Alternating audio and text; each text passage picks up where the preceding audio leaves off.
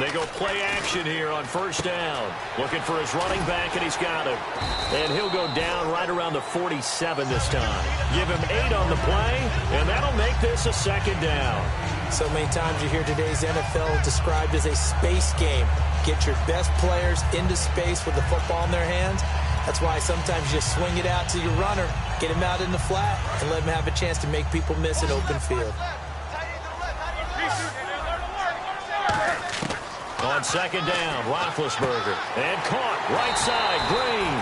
And he'll be taken down at the 44-yard line. A nice pickup there, 10 yards, and it'll move the sticks. And now the passing game here in the second quarter starting to heat up a little bit. Don't you feel the rhythm starting to happen, right? You see it. Now the confidence is starting to rise. I think now as a play caller, because that has happened, you lean on it a little bit more. You don't go totally away from running the football, but you do say, guess what? We can throw it. We can throw it well with a whole lot of confidence. So 2nd and 10 here.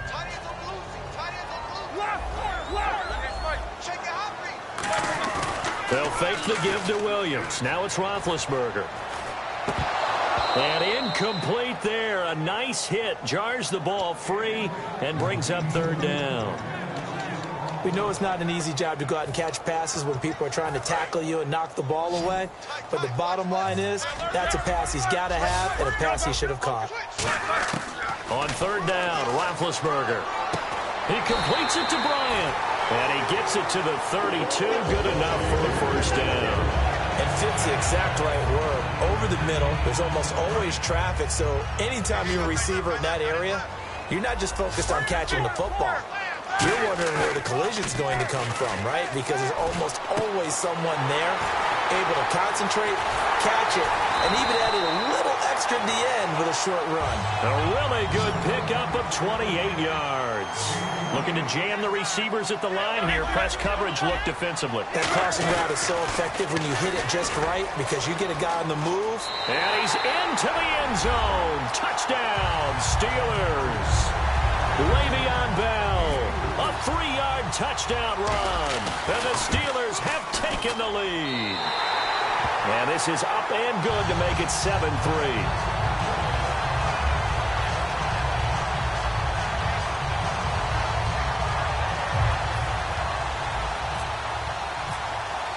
Boswell now to kick it away after the touchdown. This will be taken to the back of the end zone. And no run back here. This will be a touchback, and it comes out to the 25-yard line. The Seahawks offense now, they get ready to head back onto the field. And they had a long drive last time, but they had to settle for a field goal. And I'm sure that's how it felt to them, settling. They probably should have gotten in the end zone. Yeah, not out-and-out joy, right? Because that's what you get when you put the ball in the end zone. But there are benefits to that type of a long drive. Your defense gets a chance to take a break. Trying to set up the screen, and it's intercepted. And he brings this one back. It's a pick six for a Steeler touchdown. And on that one, with 6 defensive backs, did he need to be more careful throwing the football? I mean, I guess obviously in hindsight he did. But yeah, hindsight, but even in foresight, when you got 6 defensive backs on the field, you just know you're going to get multiple coverages. You're never sure what you're going to see. But the biggest one is you don't have much reaction time for your receivers to go get the football because those guys, they're the best cover guys on the field. They go get it. And on that play, they took it the other way for 6 points. So they throw the pick six. They'll get another shot at it now as this one's in the air. This will be taken to the back of the end zone. And from back there, a wise move. He'll just sit on this one, and it'll come out to the 25. The Seahawks offense now, they get ready to come back onto the field.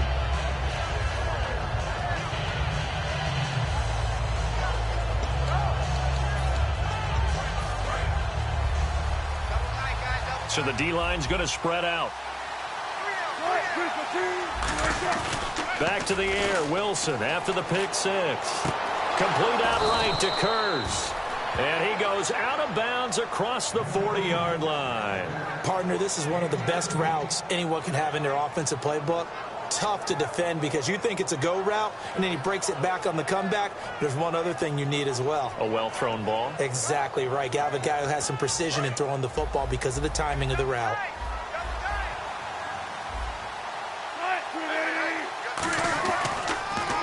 Wilson going to give to Rolls. And he is going to lose yardage here. A loss of a full 3 yards, and now it's second down.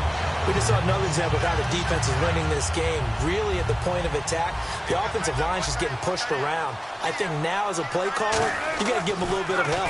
Maybe keep your tight ends a little bit more.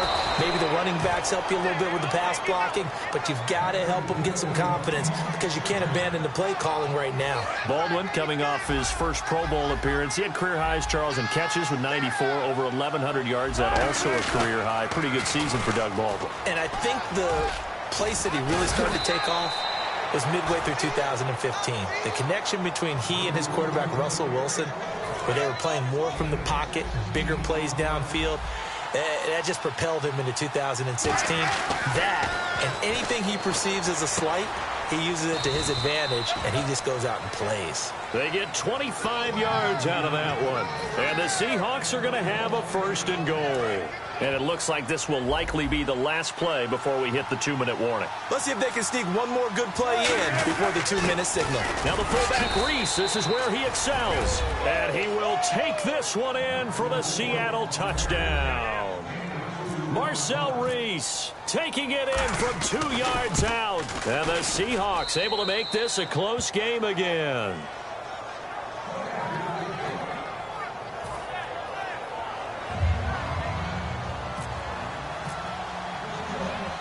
Hauschka now to send this one away following the score.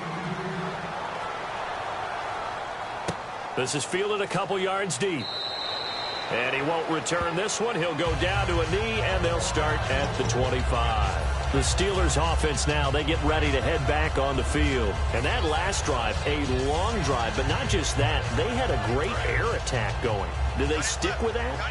I would think that they would, because if they were confident enough to do it on the last drive, starting backed up in their own territory, why would you change anything? They've got to be confident about what they're presenting and continue to do so. Yeah, because the secondary, they really look clueless. And that was amazing because that drive went and went, no adjustments, and no big plays by the defense to knock the ball away.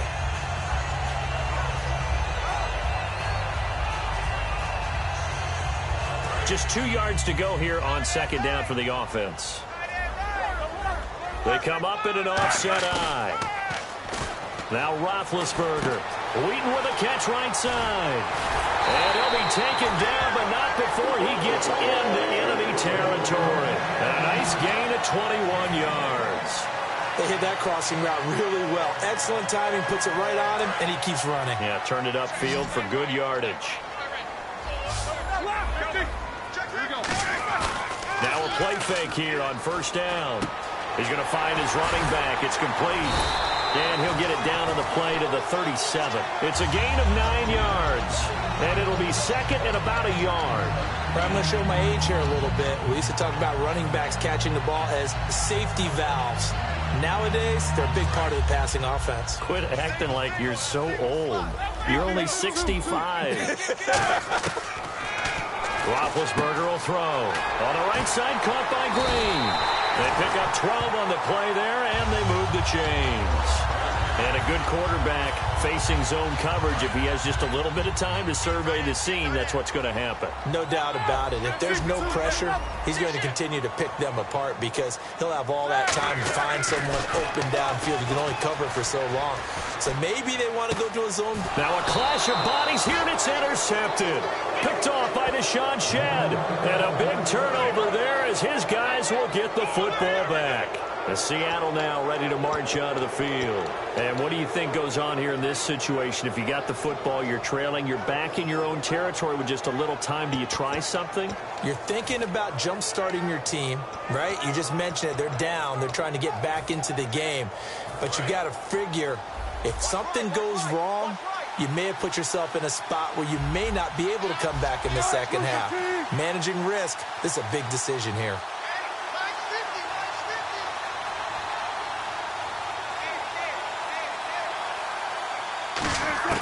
After the interception, here's Wilson. He's going to launch this thing way downfield. Now that'll be tipped and intercepted. A great read, and it's picked off. And his guys are going to take over at the 31-yard line. And the Steelers set to take the field. Looked like they had something going last drive. Then the interception happened. Will they recover? The memory they need to keep with them is. Pressure comes. He's taken down by the Seahawk defense. Cliff Averill. He's the one that got to him. He takes him down for a loss of 9.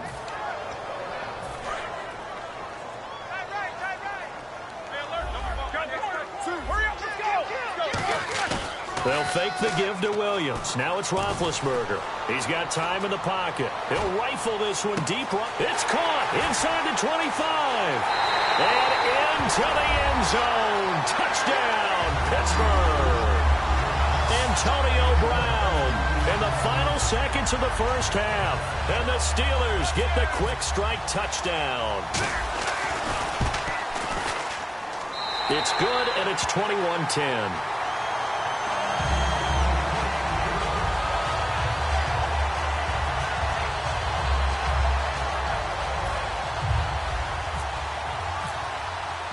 Boswell now to kick it away after the touchdown. This is taken about 7 yards deep. And not wanting to risk anything here late in the half, he'll just take a knee, and they'll bring the football out to the 25. The Seattle offense now set to come back out on the field. And from this spot in the field with the clock where it's at, you think we're just going to see a knee and that's it?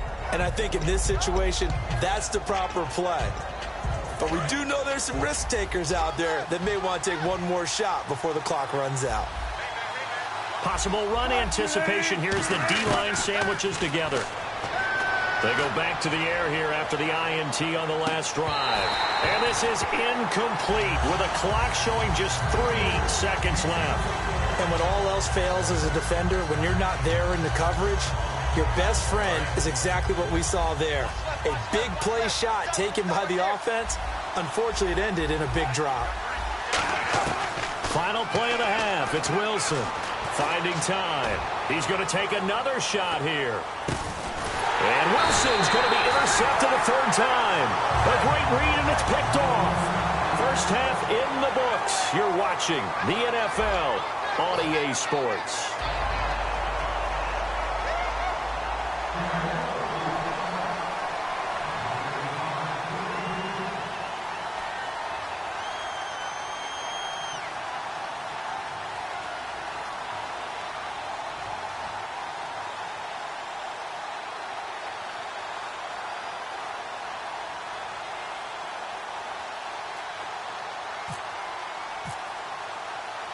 Both teams appear ready for the fight ahead, and we resume action here in quarter number 3.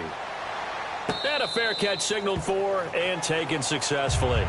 The Steeler offense now with a football first here to begin the third quarter. And they'll just simply be looking to build off the confidence of the last time out where they scored a touchdown. And confidence is powerful, isn't it? When you've scored once, you feel like you can go back out there and get it done again. Doesn't matter what the defense... Le'Veon Bell, it's a foot race. He's at the 30. And into the end zone. Touchdown, Pittsburgh. Le'Veon Bell, his second touchdown of the night. And the Steelers find a way to stretch their lead. And he certainly played a pivotal role with those 2 TDs and why they're up on the scoreboard right now. Well, someone's all about winning, aren't they? Because he's not worried about the number. Sure, it's great to have 2 touchdowns.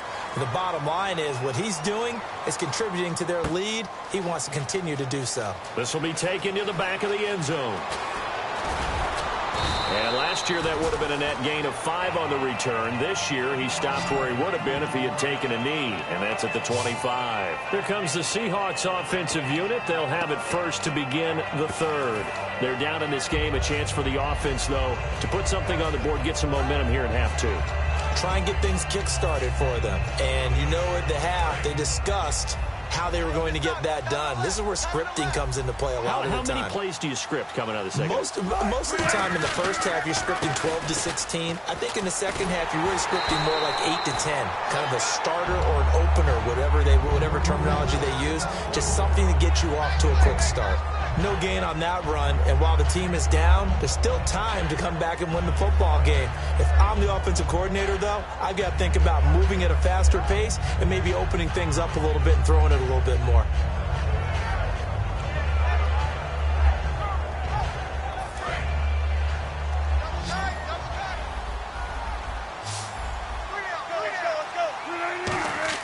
A fake to Rawls. Now it's Wilson. He sets to fire deep. Oh, this is taken in. It's complete. It's a big hook up there. Wilson to Baldwin. And even 40 yards. Well, even after all those interceptions, he's not deterred, still confident to go deep at work there. I think all the old rules about playing that position still apply. If things go wrong, you still act like you're the best player out on the field. You still carry that supreme arrogance with you and continue to fire the ball. I've seen guys have games like this, and this is where you find out if you're great or not. Can you overcome some interceptions and still lead your team to victory? And all the way in, touchdown Seattle. Thomas Rawls, 34 yards. And the Seahawks are able to cut into that deficit. There are several elements to a well-executed screen pass. This one resulted in a touchdown. It had all of those elements. Yeah, you're so right, because you really need the rush to almost get to the quarterback, almost get to the passer. Then you've got to get the ball thrown perfectly, whether it's to the running back, the wide receiver, wherever the screen guy is. And, of course, the blocking has to form in front to get him downfield for the touchdown. Hauschka now to send this one away following the score. That's fielded in the end zone. And no run back here. This will be a touchback, and it comes out to the 25-yard line. Pittsburgh's offense now heading back out onto the field. And coming off a one-play drive that was so deflating for the defense, what's their mentality? How do they rally here and stop this offense? Well, hopefully there's some determination that sets in, because they weren't ready to go on the last one. Give all the credit to the offensive guys for getting it done, but to allow a run of that length, that's just not being prepared. So now, are they determined? Are they ready to read their keys and make the proper plays? And we'll see how determined they are. And he'll go out of bounds across the 35-yard line.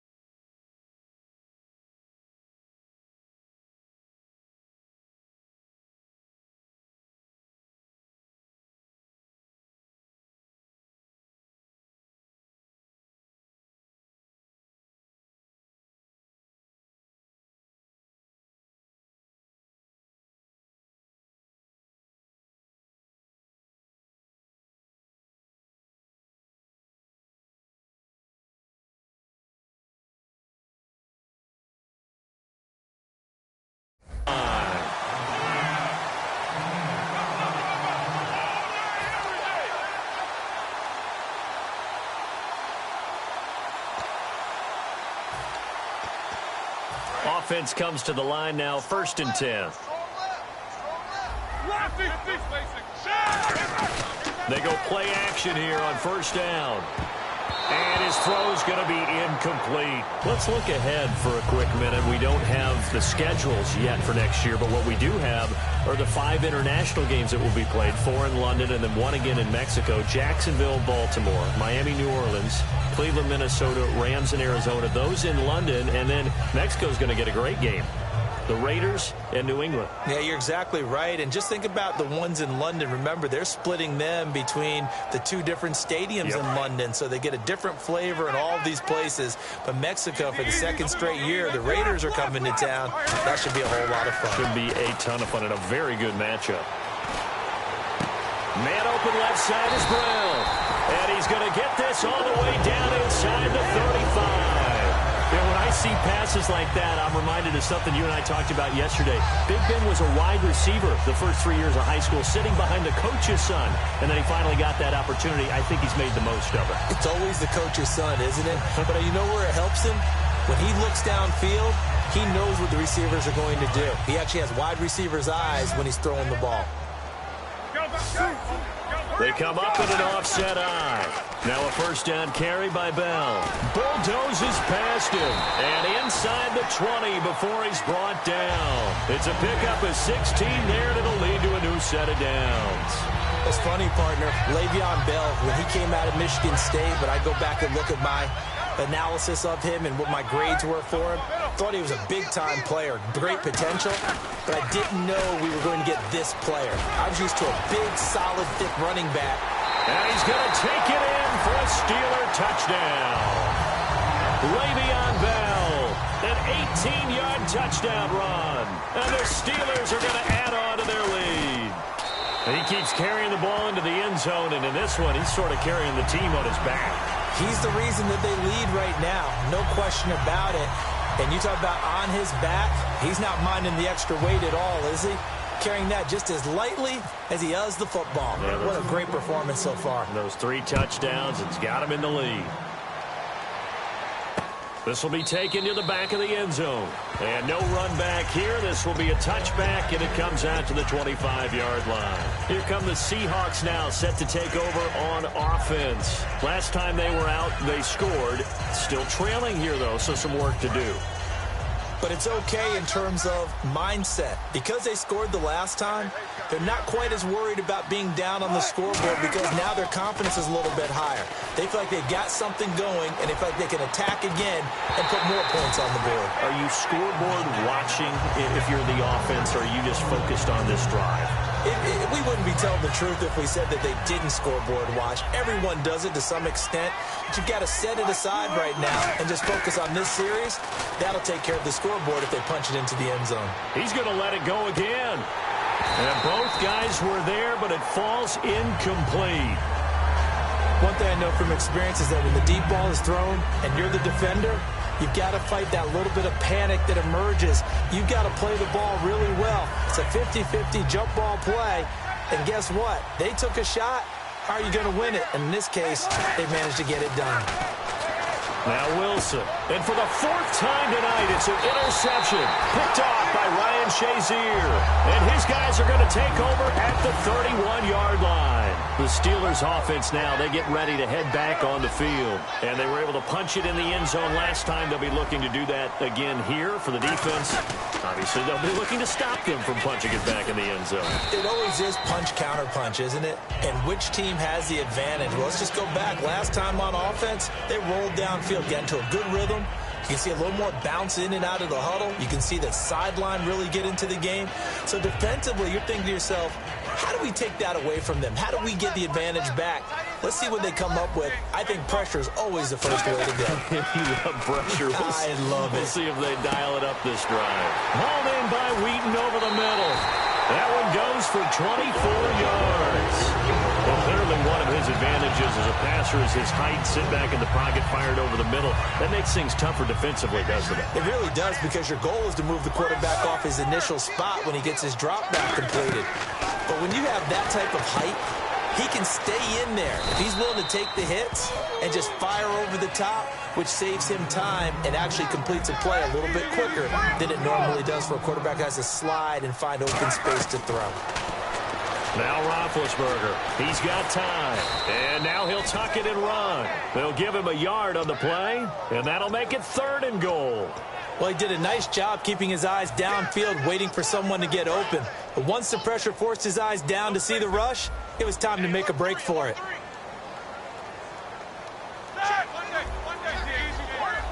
They come out here in the eye. They'll try and run it in with Bell. And he'll get blown up behind the line of scrimmage. Back at the 6. Losing 6 yards there to bring up 4th. But that certainly felt like an example of a defense just saying, okay, we've had enough. We've gotten mashed all night long. About time we got a good play in. But flip it over to the offensive side. They've got to be really upset that they allowed a play like that to happen. They were pitching such a great game, they want to keep it going. So the drive takes them inside the 10, but it ends with just 3. And a nice job defensively to rise up and make sure they didn't get in. This is taken about 7 yards deep.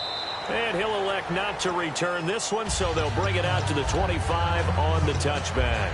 The Seattle now ready to march onto the field. And following the interception, we'll see what they can put together on this drive. I can hear my old college coach right now. He always used to tell us before every game, the team making the fewest mistakes will win. What they're hoping is that that last mistake is their only one of the game. Coaches, that's all they talk about, turnovers, right? Minimizing those and maximizing opportunities.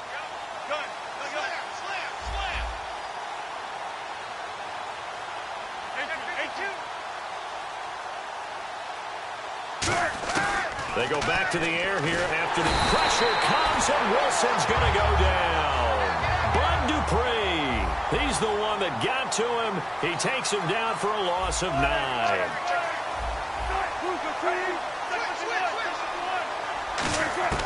Now Wilson on 2nd down.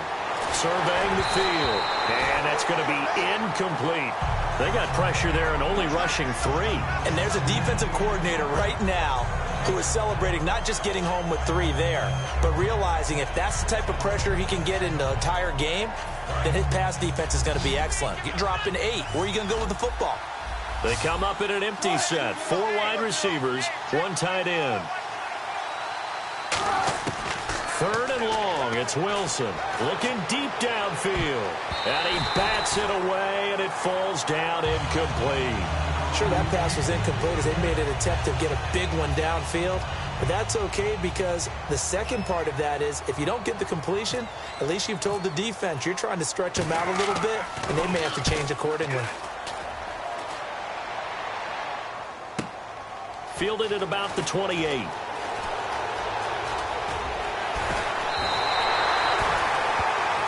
After that play, we've got a man down, a member of the linebacking corps, and the medical staff will attend to it.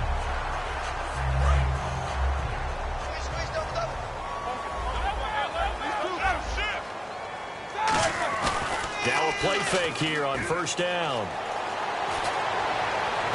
And his throw is incomplete. Antonio Brown, the intended receiver, and that'll bring up 2nd down. I hope I don't sound too rah-rah on that one, but that's the exact right throw.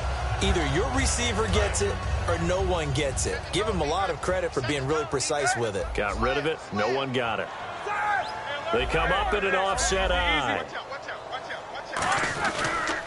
On 2nd down, it's Bell. And nowhere really to go there. He'll take this up just shy of midfield. 2 yards on the carry there, and it's going to lead him to 3rd down. Looking to speed things up here, going with some tempo. On 3rd down, here's Bell. And he'll take it down shy of the 45 at the 46. Back now in Pittsburgh.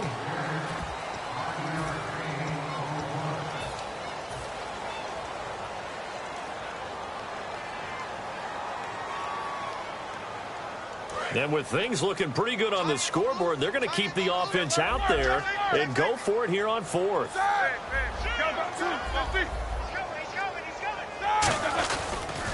They'll run it with Bell. And he is going to lose yardage here.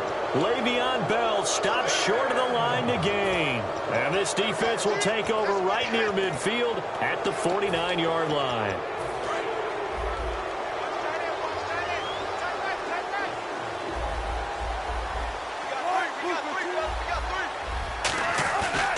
first down. Wilson. Pressure comes, and the Steelers take him down. James Harrison. He's the one that got to him. He takes him down for a loss of 9. And now it looks like they're going to be in the hurry-up. And now Wilson unhappy with something he saw there as he's going to burn a timeout. It's just their first. They'll be down to 2 remaining as we step aside here in the fourth quarter.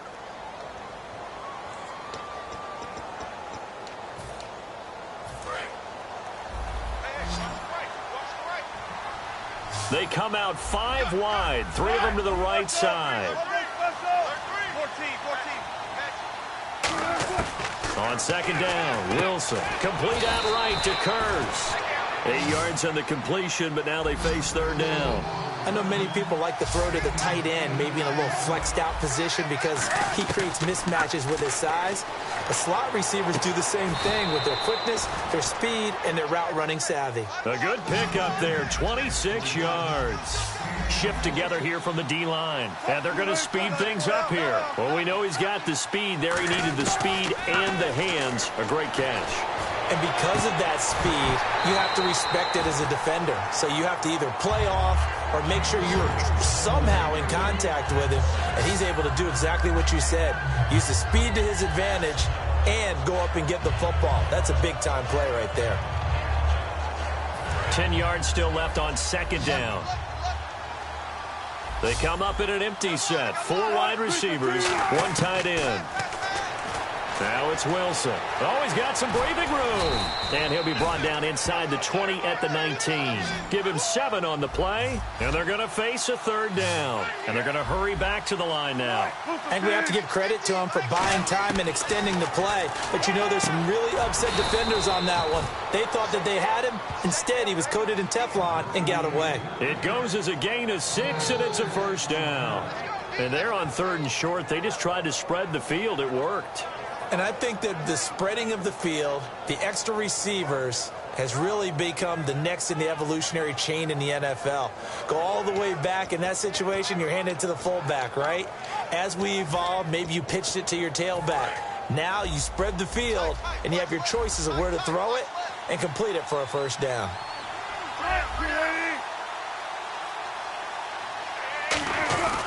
This is Rawls. And he's able to find some room as they get him down after a good run. It'll be a pickup of 10 yards. And that'll bring up a second and just about a few inches here.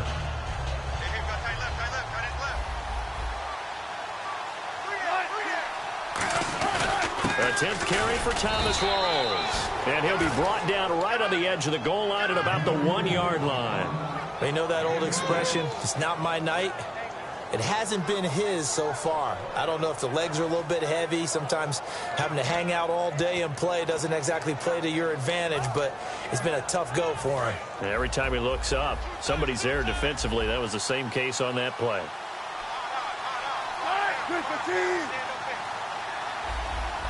Here's the sneak with Wilson. Call it no gain, and it's going to be 2nd and goal. Oh, yeah, good surge defensively. Sometimes you can just tell by the way a quarterback lines his feet up behind center. He's going to try and sneak it in. And they catch him here and stop him for no gain. On the ground, Rawls. And he's across the chalk into the end zone. Touchdown, Seahawks. Thomas Rawls with his 2nd touchdown of the night. And the Seahawks are able to close the gap just a bit. So they're going to go for 2. Looks like the defense in press coverage here. Wilson going to throw for it. And now the pressure gets there, and he goes down. So he couldn't get rid of the football, and that deficit stays right where it is.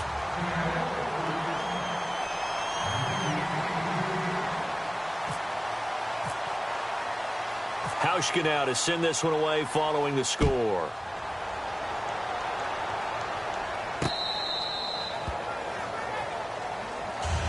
The Steelers offense now, they head back onto the field. And last time they were very fortunate, this offense. They went for it on 4, turned it over in their own territory. but the other guys held up. They didn't give up any points. So how about the guy with the #1 headset on the sidelines, the head coach? That was planned going into it, not necessarily to not get the first down or to have the defense have to hold up. But he trusted his defense. Trusted his defense very much, and I think that's how he's going to play this game. Go for it. Be aggressive, because I've got the wild bunch backing me up over here on my own sideline. Now we'll see what his offense can do. They'll go again with Bell. Shrugs the tackle. Nice. And he'll be taken down after a short gain, as that takes us to the 2-minute warning.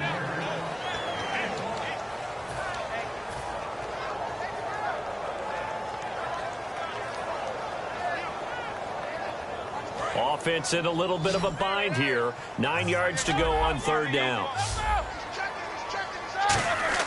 They'll fake the give to Williams. Now it's Roethlisberger. He gets it to Brown. Complete. And he's taken down, but not before getting this across midfield and just shy of the 40.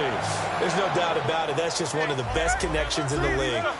Big Ben throwing it to Antonio Brown, and Antonio Brown has turned himself into such a player. A low-round draft pick, but you can't beat his determination or work ethic, and Big Ben welcomes that. And Big Ben won a Super Bowl at 23, youngest ever to do so, has never looked back. So here we go, 1st and 10 now. And that last reception puts him over 150 yards now in the game, Charles. And now it's not just execution. It's not just performance. It's a mental aspect that's going on. Because right now, he's got the defense so much on their heels, got them looking at each other. Who's going to cover this guy, and what type of coverage can we put out there to try and slow him down? And that one got tipped, kind of threw everything off. It brings up 3rd. Well, we're not playing 3 yards in a cloud of dust football anymore. I kind of get why those old school coaches sometimes didn't want to throw the football, because if it's popped up in the air, it almost turns into slow motion, and both sides trying to get to the football, and you're holding your breath wondering whether it's going to go good or bad for your team. And he's going to take it in for a Steeler touchdown. Martavis Bryant from 17 yards out, and the Steelers find a way to stretch their lead. They were still throwing with a comfortable lead here late, and now that lead even more comfortable. And your first thought is there bad blood that went into this one ahead of time, that maybe they're seeking some revenge or they just don't like them? But the other thing that always hits me is, are they worried about playoff positioning? Right? Are they worried about, do you need enough points in case there's a tiebreaker that comes into play later?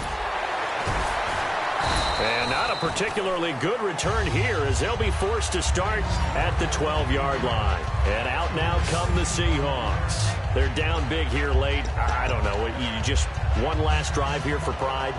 Some people like to do that. I remember playing for a guy once. We were down huge, and someone said, "Coach, what do you want to call?" He just waved a hand like, "Who cares? Let's get out of here and do something some other time." But some teams like to do something at the end to feel a little bit better as they continue to move forward. Yeah, probably just want to put this one behind them. And it pops free. The collision there jarred the ball loose and brings up 2nd down. And on 2nd and 10 now. They come out 5 wide, 3 of them to the right side. 2nd and 10 now, Wilson. Eluding the pressure right. Now a desperation throw deep. And now here is another interception. A great read, and it's picked off. And he'll bring this one back to the 29. The Steelers offense now, they head back onto the field. They take over with great field position. They've got the big lead. Most would say they should kneel it, but the key word there is should. You never know here. You never know. That's the exact play that should happen. But some people like stats. You know, some people like to put more things up on the board. But now whistles come in. We're going to get a timeout here by the offense.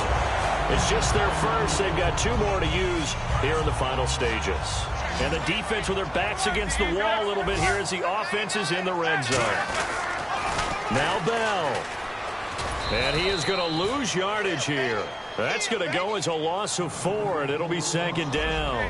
They're going to hurry back to the line now. From our vantage point, that was just one bad play by the offensive line in a series of really good ones tonight. But I know that they're going to be really ticked. Now hold everything here. We're going to get a timeout by the offense. That'll leave them with just 1 remaining in this 4th quarter of play.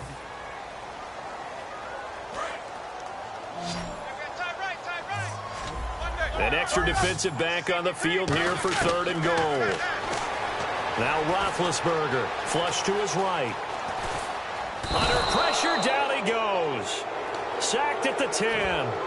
Now whistles come in. We're going to get a timeout here by the offense. It'll be their 3rd and final timeout, so as they talk things over, we'll step aside. And they're going to go for this thing. They're not going to leave anything to chance. They're going to roll the dice on 4th and goal. Roethlisberger, and he's in. Touchdown, Steelers. Martavis Bryant with now 2 fourth-quarter touchdowns. And the Steelers are going to add on to their lead. And that'll push the lead up to 29 now.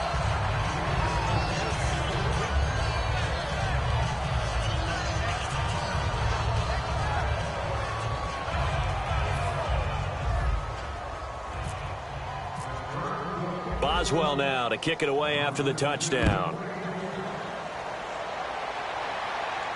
This fielded a few yards into the end zone. And he'll be brought down at the 23, make it the 24-yard line. Well, in this one, partner, we had some action all the way down to the final whistle there with the late points and then the kickoff to end it. Yeah, and the best part about it is just seeing how teams battled all the way to the end.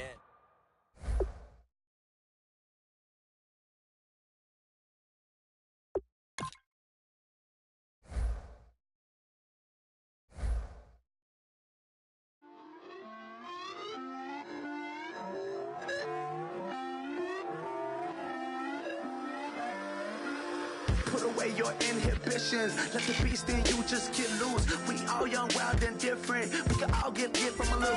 I know you're terrified by what the future lies, but there's no compromising. It's my way or the highway. We all just slave the lust, hard building, breaking trust. Don't get wild when we come out. Like don't get loud when the come out. That's instant. Give up what your friends think. Tell they bougie, go wait in line with them lame. Talking real rap, tell them break your neck, go and bust a rhyme. Going down, pass it around, hey. What with me now, we running wild, hey. And nobody can, we on the town, hey. Lose it.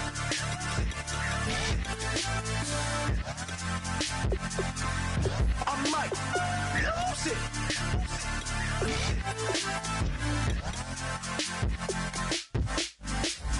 Lose it.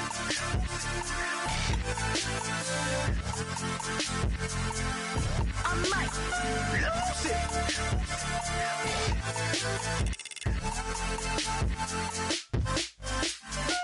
Everybody got guilty pleasures. Mine just tend to catch me cases. Handcuffs, police inspections, lawyers, judges, allegations. Turn on your favorite station. You hear the same old song. I feel like dog, I'm about to drop the bomb. Blow one down, pass it around. Hey, what with me now? We running wild. Hey, and nobody can. We on the town. Hey, never come down. I never come down. Blow one down, pass it around. Hey, what with me now? We running wild. Hey, and nobody can. We on the town. Hey, never come down. I never come down. Lose it. I might lose it. I might lose it. I might lose it. Lose it. I might lose it. I might lose it. I might lose it.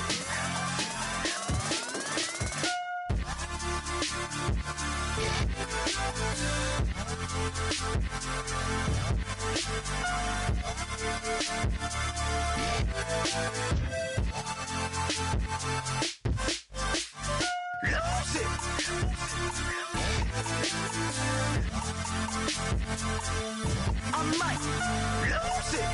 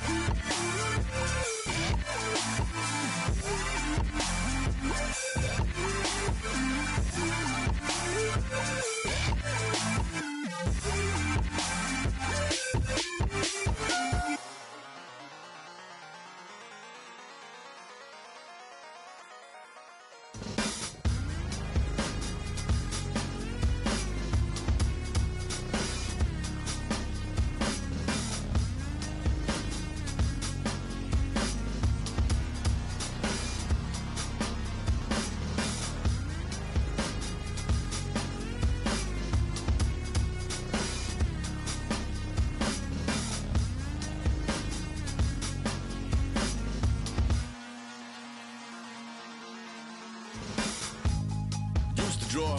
Hard to admit that I used to draw. Portraiture in a human form. Doodle of a two-headed unicorn. It was soothing. Moving his arm in a fusion of man-made tools and a muse from beyond. Even if it went beautifully wrong, it was tangible truth for a youth to refuse to belong. No name nuisance. Who's in a bedroom? Who's in a brand new cuneiform? Barely commune with the horde. Got a whole grayscale ungluing his world. Might zone amp to the yap of the magpie. Unseen hand dragging his graphite. Cross contour, little bit of backlight. Black ink after a Bristol to baptize. You can imagine a rush that ensue when you get 3 dimensions stuffed in a 2. Then it's off to a school where it's all you get to. Being trained and observed by a capable few. Back in New York by peeps and a dog in a 2-bedroom doing menial jobs. Plus rhyming and stealing and being a clod. Distractions, freedom, a rod. I left some years of giving a light. I left some will the spirit away. I let my fears materialize. I let my skills deteriorate. Haunted by the thought of what I should have been. Continuing a mission that was rooted in a 20-year affinity and rickety condition with an ID crisis. Snap on the front lawn, look up in the sky. It's shapes falling out of the fringe. All heart though we would have made cowardly kings. They will chop you down just to count your rings. Just to count your rings. Just to count.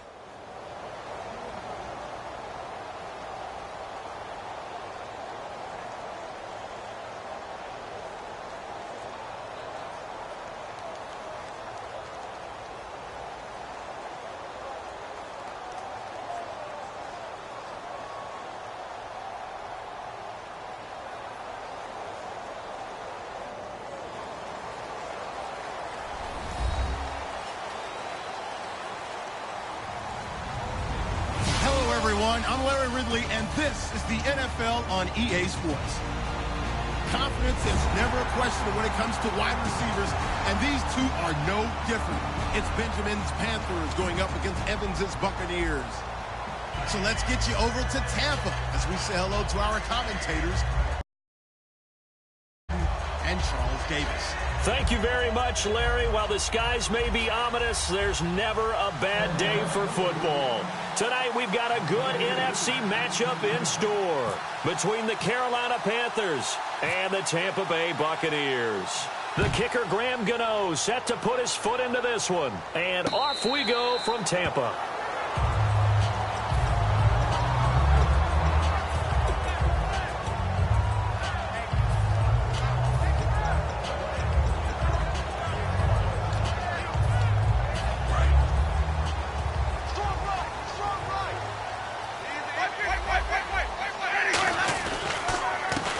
Carry now for Doug Martin.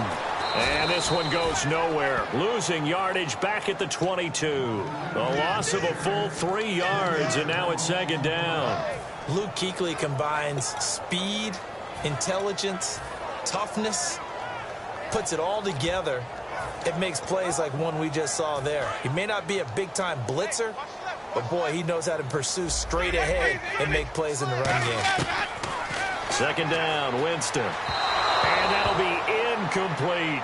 And the tight end, Luke Stocker, was the target. And it's third down. And this offense can air it out, and when they do, you have to key on Mike Evans. And we do think about his catch radius first and foremost. A tall, lean receiver, but he actually can make some agile plays as well. Third and long for Winston. Stocker's got it, complete. And he's able to get up here to the 26. They get only 4 that time as that leads us to a fourth down. So much about this game is just understanding situations and then having to execute, isn't it? Guard the first down sticks. Don't let them get there.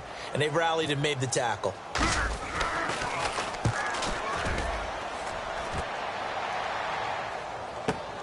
This is taken at the 15. Give him 11 yards that time on the return. And the Panthers will get it here as they take possession.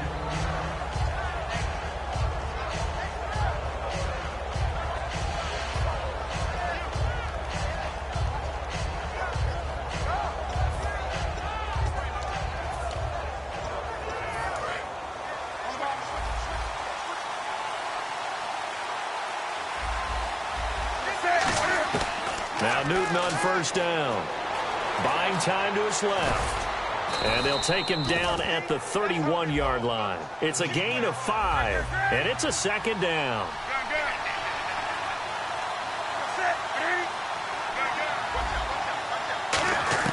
On second down, here's Newton. Oh, and this ball's tipped and intercepted. Picked up by Levante David. So the ball switches back over to Tampa Bay, and as they get set in place on offense, Charles, talk about the running game and the O-line, where they stack up going in next year, because Doug Martin was only active for 8 games this last season. Rushing total dropped down to 400 yards, basically. Yeah, they were fortunate they picked up Jaquiz Rogers during the year, and he gave them some nice games throughout, but I start with the offensive line. They've got some good building blocks. Left tackle Donovan Smith, guard Ali Marpet. Great places to begin. I think they'll continue to try and fortify that offensive line because that will help whoever becomes their primary ball carrier. And here's a look at the defensive unit that hopes to halt this offense today.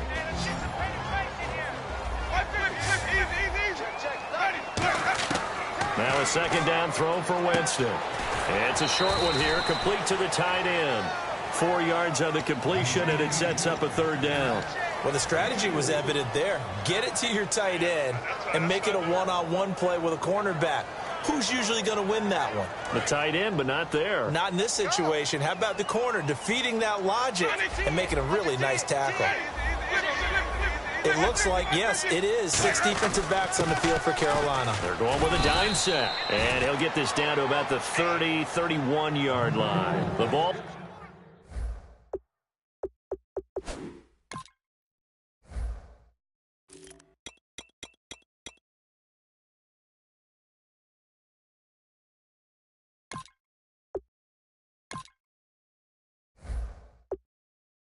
Still a few inches shy of the marker after the 3-yard run, so now a little soul-searching on 4th down.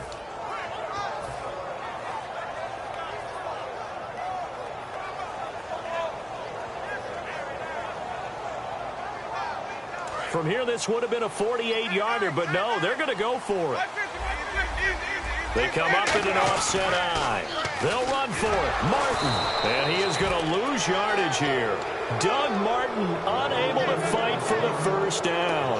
And the Panthers will get the football back. The Panthers offense here, they get ready to head back on the field. And following the interception, just any interception, are you a little bit more cautious when you start that next drive, or no, you just throw that out the window? I think you are. I don't think that there's any way you can run back out there and go, totally didn't affect me. Let's just go ahead and be loose with the football again. You're going to take care of it, but you have to be careful about being too cautious because now you can't run any offense at all. Still want to attack. We'll see how they attack them here. And the D-line pinching together must be expecting the run. Trying to shake off the Cam fighting. He lost the football. It's out. And great field position coming up in the red zone at the 17-yard line. And Tampa Bay trots out there now. And this offense last time turned it over, went for it on 4th, didn't get it. They're lucky, though, because no points against the team on the board, but we'll see how they respond. Yeah, they've got to get a lot of credit to their defensive teammates, don't they? They had their backs on that last series, and because they did so, that allows the coach to still stay aggressive on offense and maybe go for it again in a similar situation. I was going to say maybe makes that offense feel good, but when you know you've got a defense making stands like that. Yeah, that'll loosen up things a little bit, won't it? Maybe you'll play a little bit better the next time you have the ball. On second down, Martin. And he'll be brought down this time at the 5-yard line. The 6 yards on the pickup, and it leaves him with a 1st and goal. Well, after getting the ball in prime position to score after a fumble recovery, you think you're in a great spot. But the defense on the field is saying not so fast, and they've held firm on the first 2 plays. So now it's 1st and goal. The first carry here for Jaquiz Rogers. And he'll take it into the end zone. Touchdown, Tampa Bay.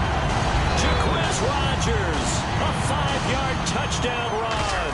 And the Bucs have taken a first-quarter lead. And he puts it through.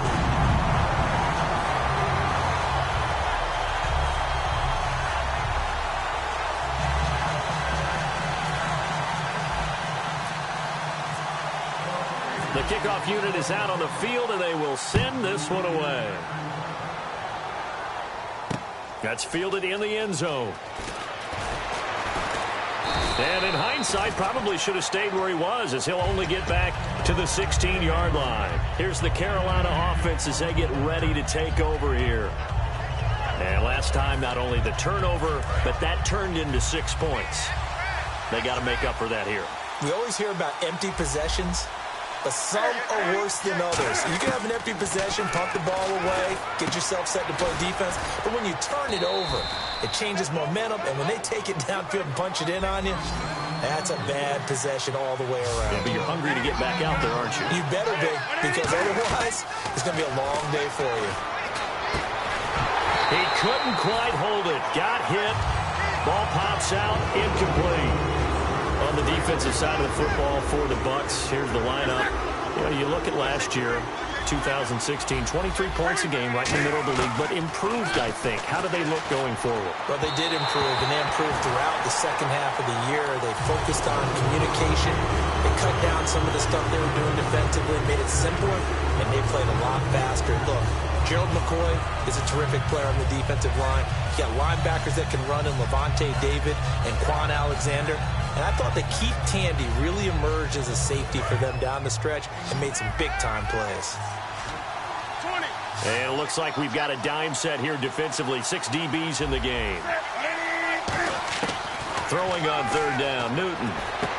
And he fires one that's intercepted. Picked up by Quan Alexander. And they take possession of the football and have it at the 36-yard line. And Tampa Bay trots out there now.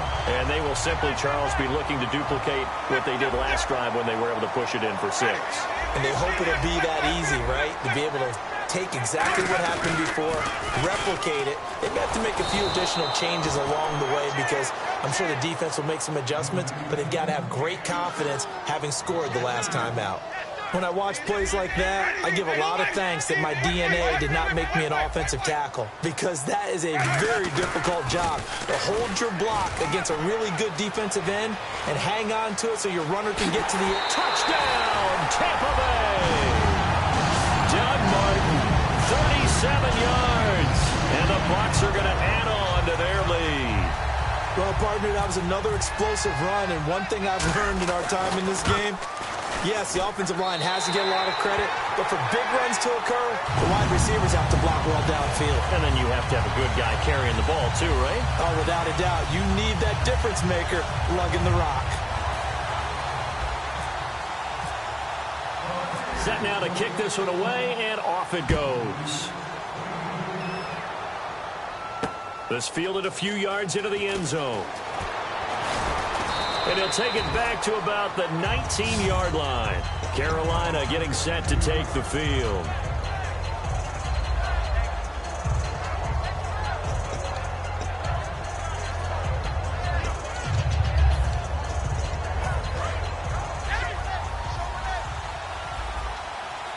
They'll come out in the pistol.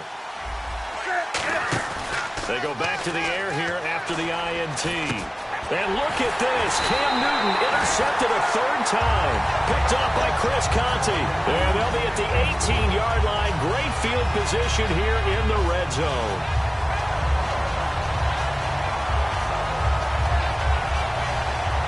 And a great spot to start this drive from here.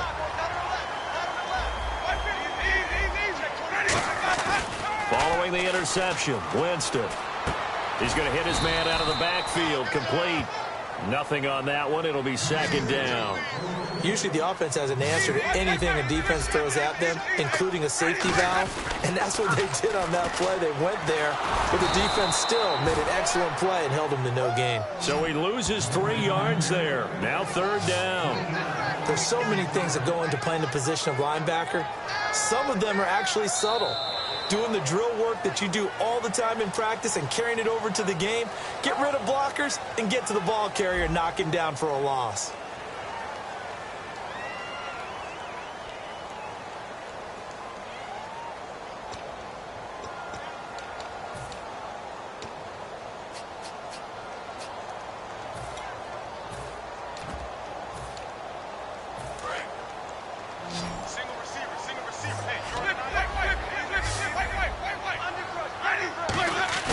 The play fake to Sims. Now Winston. And he's got it. Caught in the end zone. Touchdown, Tampa Bay. Cecil Shorts. A 20-yard touchdown. And the Buccaneers here finding a way to stretch their lead. The point after now for Aguayo. And it is now 21-0.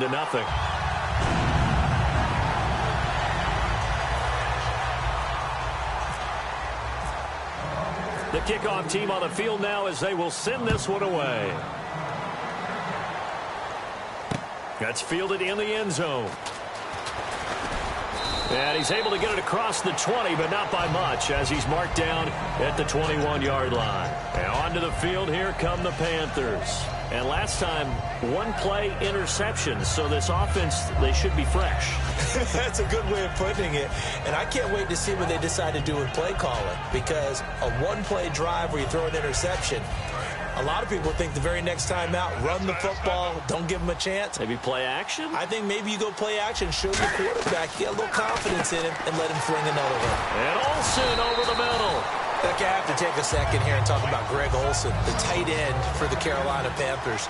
Third straight year over 1,000 yards in receptions. And guess what? That's the first time that's ever happened in NFL history. 3 straight years by a tight end. That's really something. Now 31 years of age. They're going to need him next year to turn it around because a very disappointing season. Not the season anyone expected, least of all the Carolina Panthers, but he is a building block that they can go ahead and get back to form starting in 2017. He's going to flip that out to the flat. It's complete. And he'll be brought down at the 48-yard line. It'll be a gain of 9, and that'll make it second and short. Possible run anticipation here as the D-line sandwiches together. For a second there, I thought that might break big. Screen pass. Looked like it was coming together. Looked like there was an opening. Still, ended up with a solid game. And you really can't pin that one on the quarterback, Charles. The O-line, they've got to protect that. And they know it. That's their meal ticket. They want to take care of the big guy behind them. In this case, they let him down.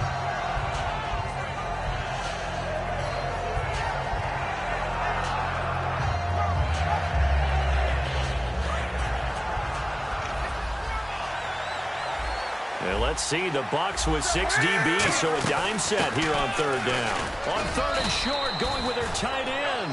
And he will have a first down here at about the 40. And that looked like some pretty easy yardage there right up the gut. And he's a guy that has some height to him, so when you don't have to drop his shoulder or create or get through contact or trash, makes it a lot easier to stay upright, see the field, and make a run as we just saw there. They were looking to get it to Kelvin Benjamin there. And it's second down. And he's certainly not a guy that drops that football very often. Indeed, because that's a bit of a surprise. I know he's in the middle of some traffic and people, bodies all around him, but he usually has the focus to haul that one in. Second down here after the incomplete pass.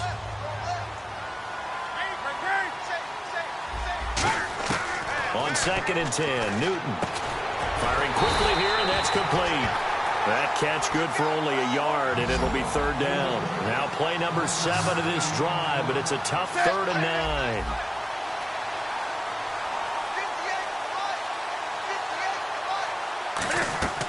From the gun on third down, Newton. He gets it to Brown, complete. And he's able to pick up the first before he's taken down at the 27. And those first downs do add up. The offense keeps the ball moving downfield and keeps their defense on the bench, giving them a chance to rest. On first down, it's Newton. Looking sideline, incomplete. The intended receiver was Corey Brown, and that'll bring up second down.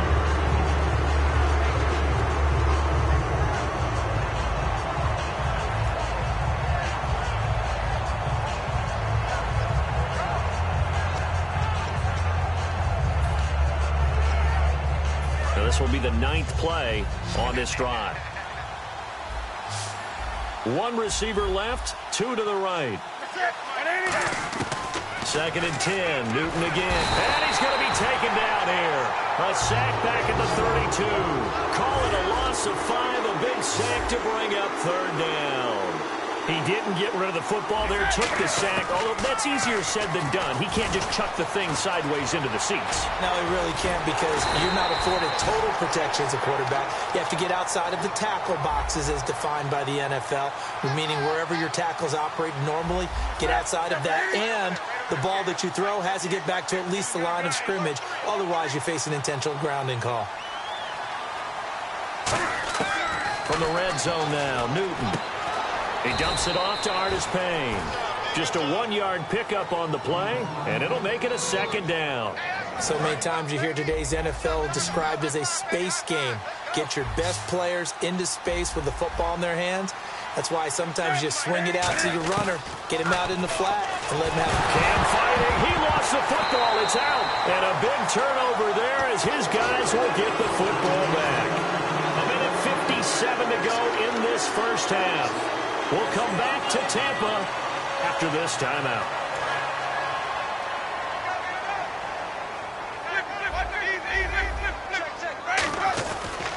Here's Martin as they begin on the ground. It's a loss of a yard there, and now 2nd down. And the good thing about the top-notch safeties, they can play from deep coverage or they can play close to the line of scrimmage, and the end result is often the same, a big-time play for their defensive team, and that's exactly what we just saw.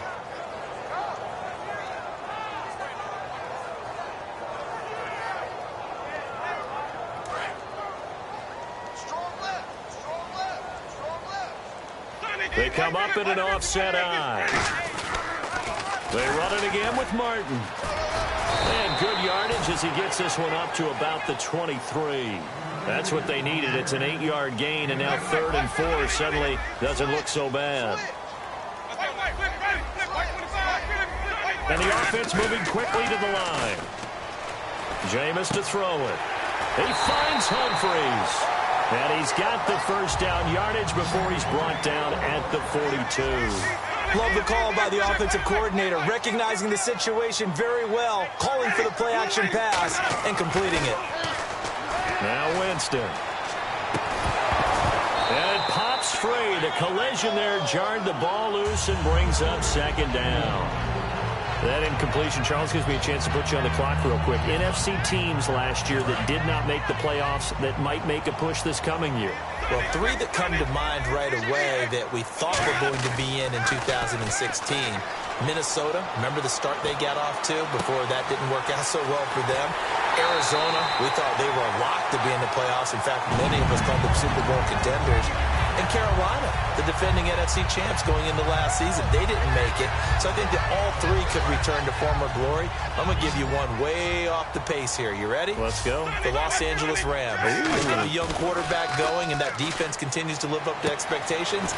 They can make a real strong push in the West. They've got the D. You're right. They just need the O. It's a gain of 6 on the play, and that'll make it 2nd down. And at his size, he's a smaller back. You can get him to football. He can kind of get lost, make someone miss. It's good for him. Yeah, it's great for him. I like what you said there. Sometimes he gets lost in the traffic a little bit, but get him out. And he's into the end zone for a Tampa Bay touchdown. Cecil Shorts with his 2nd touchdown here in this first half. And the Bucs are going to add on to their lead.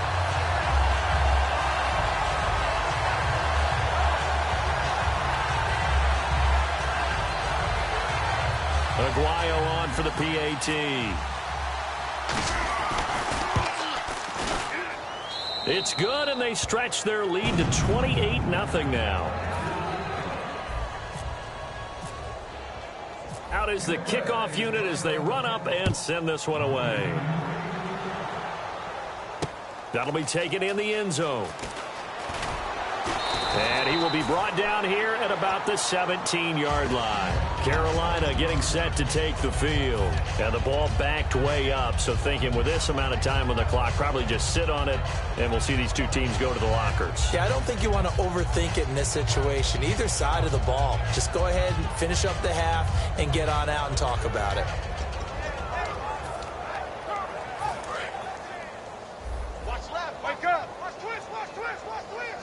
It's a 5-receiver set. 3 to the left, 2 to the right. Back to throw, Newton. And this is a catch by Ted Ginn. They give him 14 yards that time and a fresh set of downs. Now hold everything here. We're going to get a timeout by the offense. It's just their first, so they'll have 2 remaining here before we get to halftime.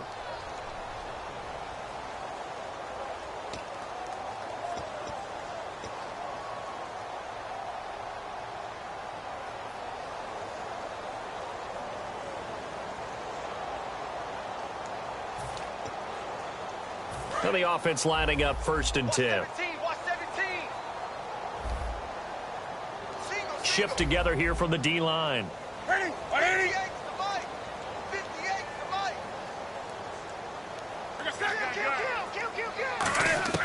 Newton on first down. A hit as he throws there, incomplete. He was trying to get it that time to Ted Ginn. And now it's second down. Well, the pressure, the hits, the sacks have been coming at him all game long. I'm frankly surprised that they haven't found a solution yet to create more time for him to throw it or maybe change what they do on offense. Yeah, that's one of the biggest differences in this game and why they're losing right now. He's going to loft one deep left side here. And it's knocked away and incomplete. Brandon, what we just saw there is something we hear from coaches throughout the league. How are you going to defend what they call the moment of truth ball? Meaning a 50-50. The ball's in the air, defenders there, receivers there. Who's going to make a play on the football? And in this case, the defensive guys actually got it done and knocked it away. Throwing on third down, Newton. And this will be incomplete. 1 second left to go. Everything about that play tells you about today's NFL offenses and what they're asking out of running backs. You can't just be a guy who can run the football. You have to be able to catch it as well, and he didn't get that done on that play. And likely time for one final play here in the half, so they will go for it on fourth down.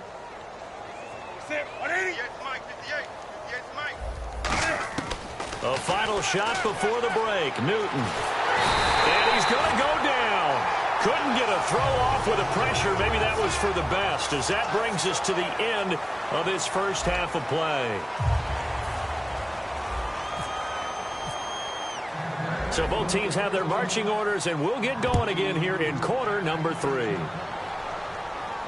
That's fielded in the end zone. And he'll get it up past the 20 to the 22-yard line. Out come the Panthers. They'll have it first on offense in the third quarter. They come out here with a 0 on the scoreboard. What was said in that locker room? That's what I want to know.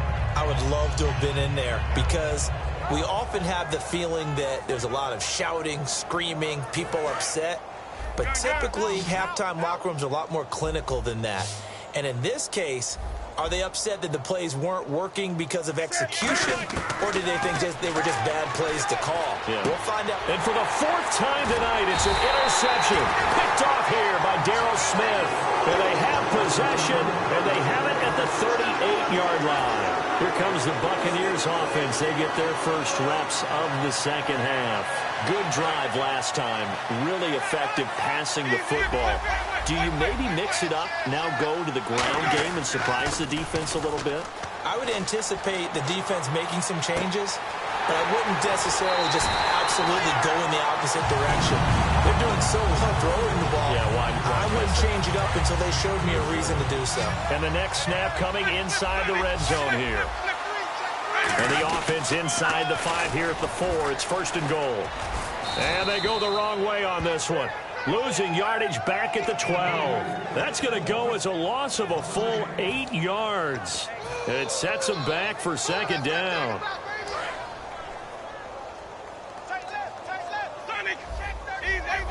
They come out here in the eye. Now Jameis on second down. And the pressure gets there, and Winston goes down.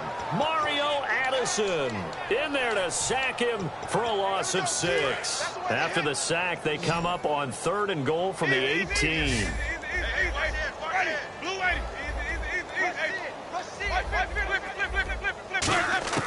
3rd and long for Winston. And incomplete. The contact made the ball roam free and brings up 4th down. After all the preparation, all the practice, a play like that will absolutely break your heart. They had everything they wanted, just unable to complete it. In the end zone, a big-time drop. And Aguayo's kick is good. And they're sitting pretty now as the lead grows even further. So put another 3 on the board, and all things considered, a good opening drive here to begin the third quarter. It sure was. I think as a head coach, you're happy to come out and put a little drive together, take the 3 points, and build on your lead. This fielded a few yards into the end zone. And he'll wind up about 4 yards shy of where he would have been if he had taken a knee, as they'll start at the 21-yard line. Carolina getting set to take the field. They trail offense, first time to touch the ball in quarter 3, and we'll see what they can do. And I can't wait to see what they have planned, because some teams script to start a half. Other teams just go, okay, these are the sequence of plays we want to run. These things worked well for us. And sometimes they throw in that big chunk play right away. Shocker. Try and get after them early and try and create a big play to give themselves some momentum. See what they have up their sleeve. Cam fighting. He lost the football. It's out. And he returns it to the end zone. A fumble recovery touchdown for the Bucs. So the defense forces the fumble. They get the score, and a guy on defense becoming offensive there, Charles. And you know they love that. Any guy on defense loves to pick up the ball and have it in his hands and try and score himself. In this case, that's exactly what happened. He'll be singing in the shower postgame. And the lead grows even larger here in the third quarter. So here's the kickoff now as he'll get it again following that fumble return for a score. That'll be taken in the end zone. And he'll bring it a few past the 20 to the 23-yard line. Carolina getting set to take the field.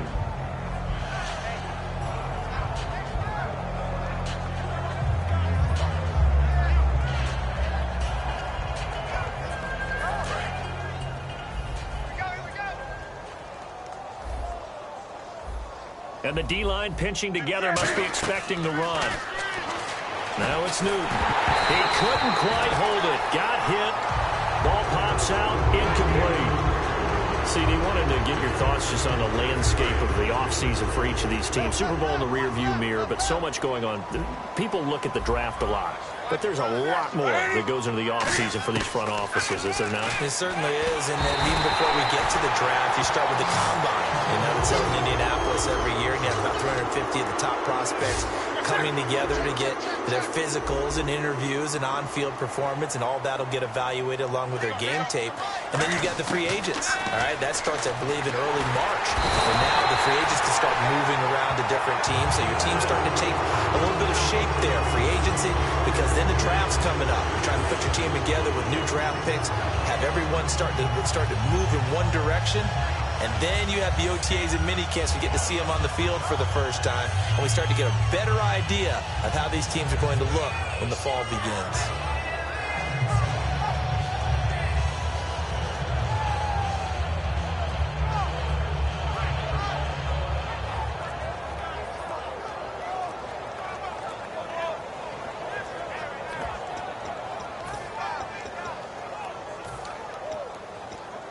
And how about this? 4th and long, and they're going to go for it. Boy, and now they can't even get a playoff.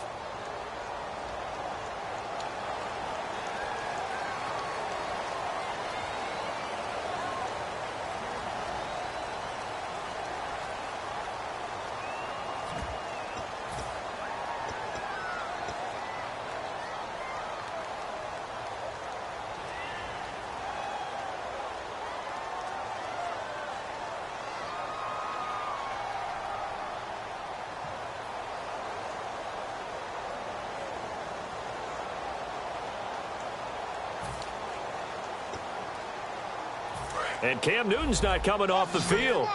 He'll keep the offense out to go for it on 4th. They are going to go for it. It's Newton. And they hit him as he throws, as this one's going to go straight down to the turf. Incomplete. Now the Buccaneer offense set to take over again. And they split the uprights last time for 3. They've got...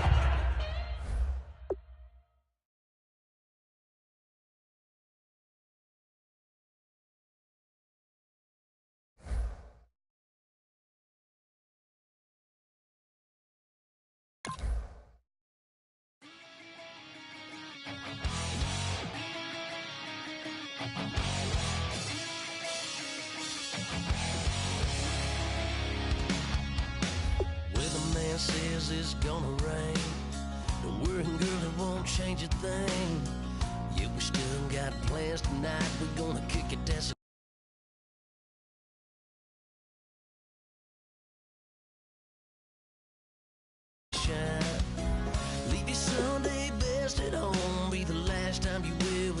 got on bikini top and cut off jeans. We're gonna make it through the mud hole. Won't you think you got swampers on my truck floor?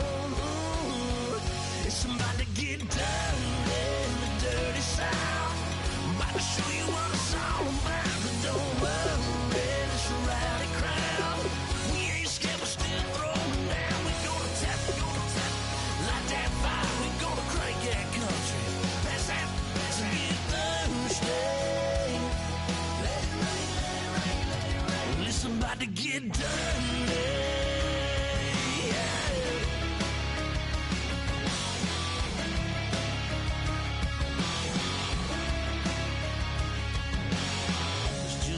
About a good old flood, watching that red clay turn to mud.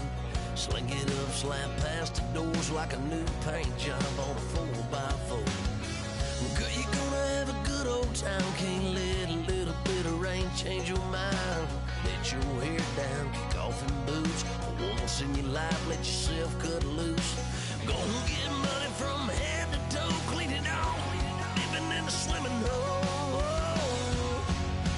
Listen, about to get dirty in the dirty south. I'm about to show you what it's all about. And don't worry, it's a rowdy crowd.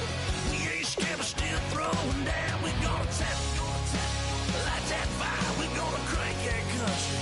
Pass that, pass it, get Thursday. Let it rain, let it rain, let it rain. It's about to get dirty. Listen, about to get dirty.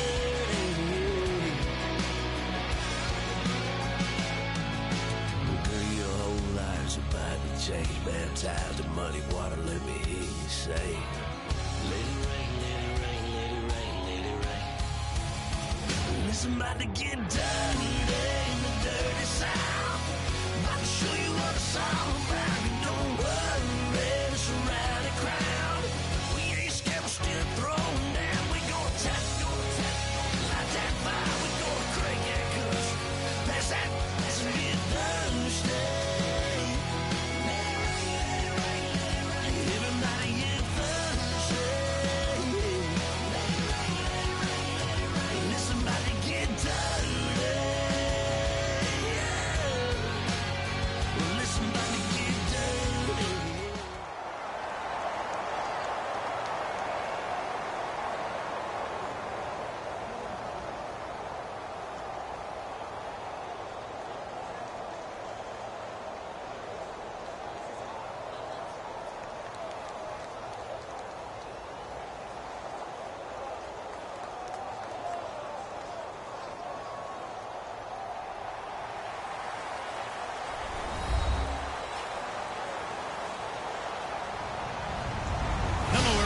I'm Larry Ridley.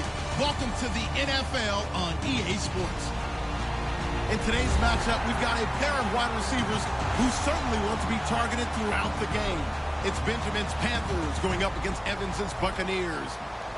So now let's head a couple hours west of us on Interstate 4 to Raymond James Stadium in Tampa, as we say hello to Brandon Godden and Charles Davis. Thank you very much, Larry. While the skies may be ominous, there's never a bad day for football. Coming up, we've got a good matchup on tap between the Carolina Panthers and the Tampa Bay Buccaneers. This will be taken to the back of the end zone. And they'll put up the stop sign there as his guys will get it at the 25.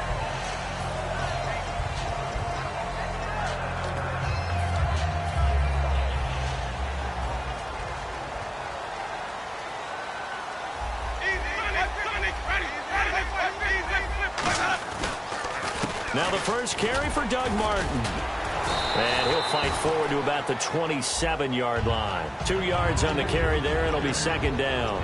And one advantage for this offensive unit is the big target, Mike Evans. Play to his strength, his size and catch radius. Throw it up there, let him go get it. Second down, 8.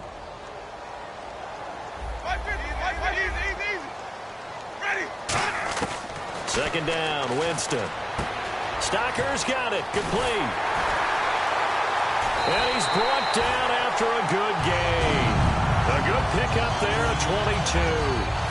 And coaches always harp on the quarterback reading the defense and getting it to the open man. That's good recognition there. And how about what he did after the catch? Yeah, hit your tight end, let him get some rack. Yeah, when he gets moving, not many guys want to come over and put a hit on him, do they? Give him 5 on the carry there, and it'll be second down. In today's NFL, you hear all the time about stretching the field and creating space in order to run plays. A toss play will help accomplish that because now you're pushing a defense to chase you all the way to the edges and to the sideline. That's a nice run, probing now early to try and get things done later. They'll wind up losing 3, and now it's third down. And that was a nice play by the defense. And it is tough to be an offensive lineman nowadays, especially if you're dealing with how the defensive tackles have evolved. Their quickness, their agility, their speed has changed the big guys in the middle, the center, and the offensive guards. Formerly, they were just power players. Now they have to be light on their feet as well to keep up with the speed of the defensive players. The target that time was Vincent Jackson, and that brings up fourth down. Putting pressure on the guy throwing the football is always good, but when you can couple that with contact on him that leads to an incompletion, as we just saw there, that's winning football. And look at this. They're keeping the punter on the sideline. They're going to go for it here on the opening drive. Winston to throw for it on fourth. This is caught by Jackson. And he will have a first down as they get him to the ground at the 37. I remember in pregame when we were talking to him on the field, and he took his gloves off and showed us his fingers. A few misshapen ones in there, and now we know why, trying to catch those types of bullets. That was a dart. Yeah, even for a talented receiver, those are tough to hang on to. A monster 2016 from Mike Evans. His Buccaneers didn't make the playoffs, but it wasn't because of his production. Led the league in targets and was in the top 5 in many other receiving categories. What a big-time year for him. Yeah, 4th in yards, 2nd in touchdowns, just outside of the top 5, 6th in catches. So he's going to be a handful for teams in the future. I mean, he's got a long career ahead of him. A long career ahead of him, and look for him to increase his yards after catch as he moves forward in his career. A lot of people call the toss a probing play to see what they can get against the defense, to see how they adjust and react. Their probing's working pretty well. That was a very nice run.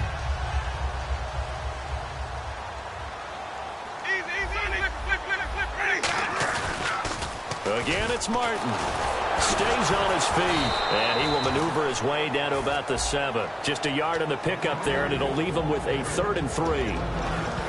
And the starting crew defensively for Carolina. Luke Kuechly's absolutely amazing. Maybe the best middle linebacker in the game. Not only is he cerebral, this guy's athleticism is off the charts. 3rd and short yardage, Winston. He can run for it, and it's a Buccaneers touchdown. That's just a solid, methodical drive to start this game. And how about how it culminated? Doing exactly what they wanted to do, getting the ball downfield, and then running it into the end zone. I'm just telling you, partner, when you run it in rather than throw it in, that hurts a defense psychologically a heck of a lot more. The Bucs ready for the kickoff. And here we go. It's in the air. This fielded a few yards into the end zone.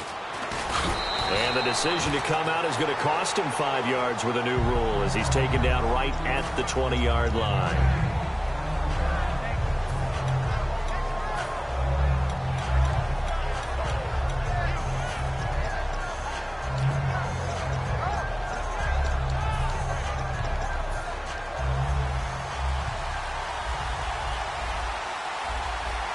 They'll come out in the pistol.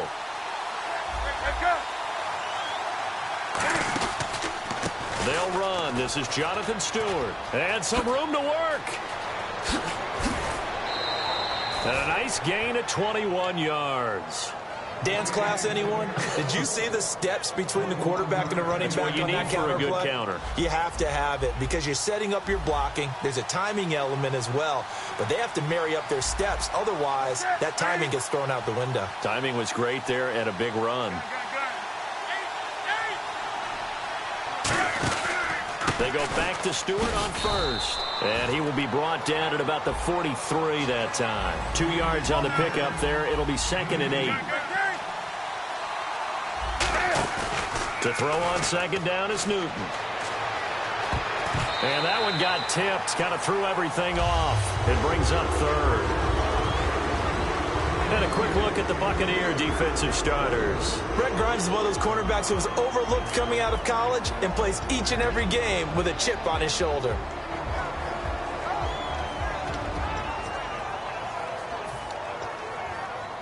So a second down incompletion now brings up third down.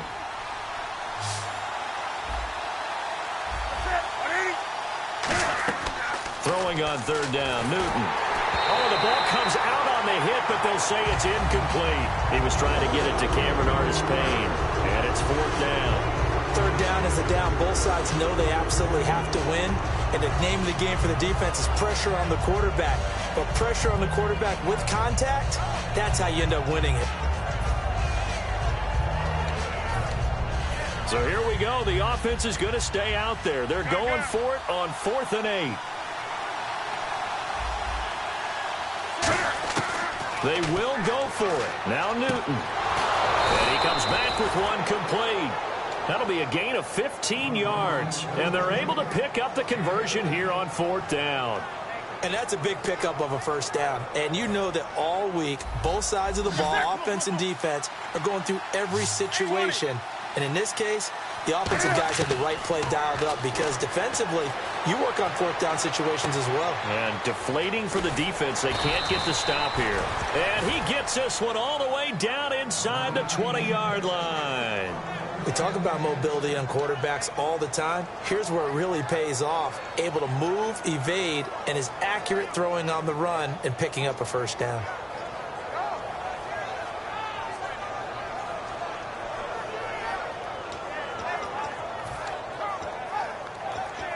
And now the offense operates in the red zone.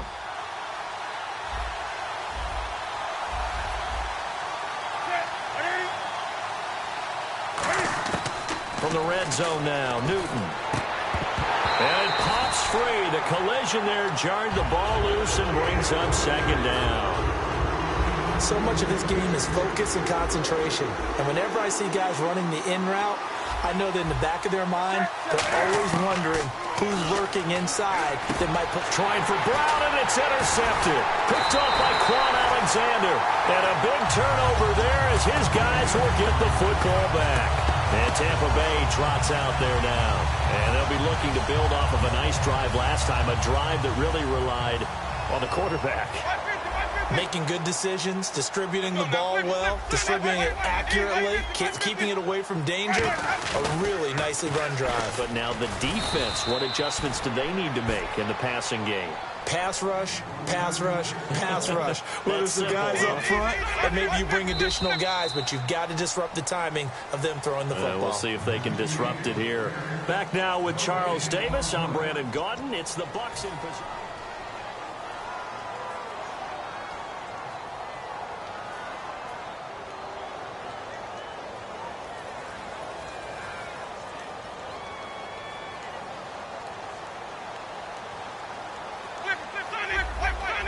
They come up in an offset eye. They run the counter with Martin. And nothing doing. He's immediately taken down at the line of scrimmage. Back-to-back 1-yard runs here, so that leaves him with a 3rd down and 8. I do know from experience that when you slow down someone's running game, you're now doing the dictating on defense. And guess what? Now you're getting ready to tee off on their quarterback because they have to throw it all the time. But you still have to be alert for the draws and other plays of that nature to make sure you don't get hurt. On 3rd down, Winston. And it's a short one here, complete to his tight end. And he'll go down for a loss inside his own 5 at the 4. He loses 5 full yards to bring up 4th. Here's Brian Anger now. And no room for error here as his first punt comes from deep in his own end zone. And he's able to get it out of there, and this is a pretty good kick. And we'll see what he can do on the return. 35 yards on the return. Picked up some good blocks as well. And the Panthers will take over in terrific field position. Carolina getting set to take the field. And they had a nice little drive going last time. Threw the interception in the red zone. Costly. Bad enough to throw it anywhere, but that drives coaches insane when they're thinking about hey, we've got a shot at points already. We're already in a spot where you're thinking you've got 3 on the board for sure, and to come away with nothing, that's a really tough one for them to swallow. Yeah, will they make up for it? And he's going to be met at the line of scrimmage and taken down. No gain on the play there, second down. Boy, that's a lot of sirloin steak to be taken down for no gain, partner. Are you trying to suggest that he is a huge man? He isn't. And he can't get rid of it. He's taken down. William Golston in there to sack him for a loss of 6. Okay, you know my bias is about to come out here. A lot of people think that the offense is just moving in the wrong direction. I'd say they're moving in the right direction because the defense is pushing them back. Former defensive guy. Now, as a quarterback, 3rd and long, you really got to rally the troops here, don't you? Yeah, you're doing a big way, and what else do you have to look out for? More pressure coming at you because it seems to be working pretty well.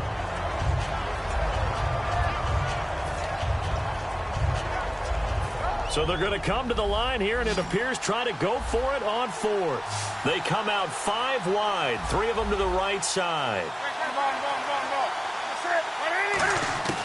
Here we go on 4th. Newton. And it is incomplete. Little lull in the action here to go over an offseason storyline. It's kind of interesting. L.A. a couple years ago, they have no teams, and now they're going to have 2 with the move from San Diego to L.A. What does that mean for the league and for the Chargers? It seems like an easier transition, doesn't it, than St. Louis when they moved back to Los Angeles. Less culture shock. Less culture shock, less, obviously geography, the whole deal.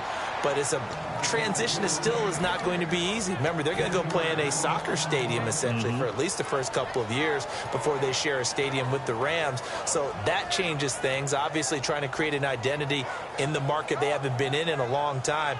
They began as the Los Angeles Chargers, but only played 1 season as such. Second down, offense behind the sticks here. 2nd and 13. They come up in an offset eye. Winston gives to the tailback, Martin. Just a yard there, so it brings up a tough 3rd and 12. Well, so many times we look at a short run and we praise the offense for trying to set the tempo and establish things, but the defensive guys, hey, they just won the battle there. It wasn't a big run given up. They don't always have to absorb the body blows. Sometimes they dish them out themselves. And defensively, a dime look here. 6 DBs on 3rd and 12. No rush coming, and he's taken down. A well-designed corner blitz that gets him for a loss of 8 yards. Here's Brian Anger now as the drive goes backwards, so he's on to punt it away.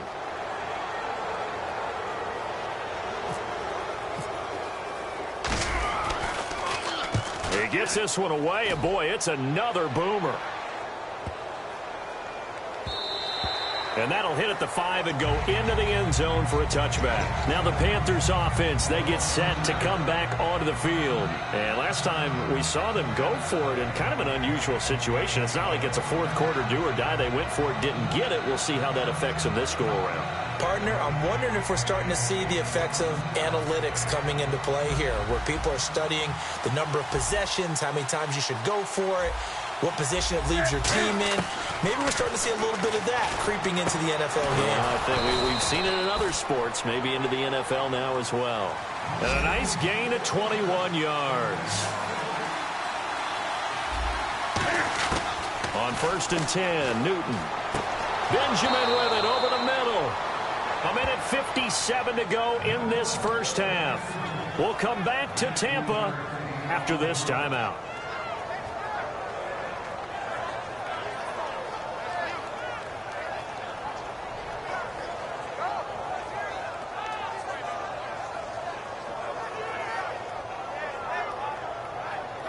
So the offense has it 1st and 10.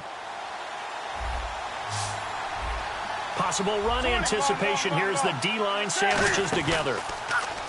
Now a play fake here on 1st down. Completes it to Benjamin. Kelvin Benjamin bounced back from an ACL injury in 2015 to really good health in 2016 and had a 100-plus yard game early in the season, so it looked like he was all the way back. But Brandon, the rest of the year, never broke 100 yards again. That is hard to believe. He had a stretch late in the season. He went 18 yards, 11 yards, 20 yards. That's just not what you expect from him and the Panthers. Not at all. I don't think it's all his fault, but they're going to be looking for another breakout season from him next year. They go play action here on first down. Nowhere to escape, and he goes down. The safety blitz turns out to be a great call defensively as they sack him for a loss of 9.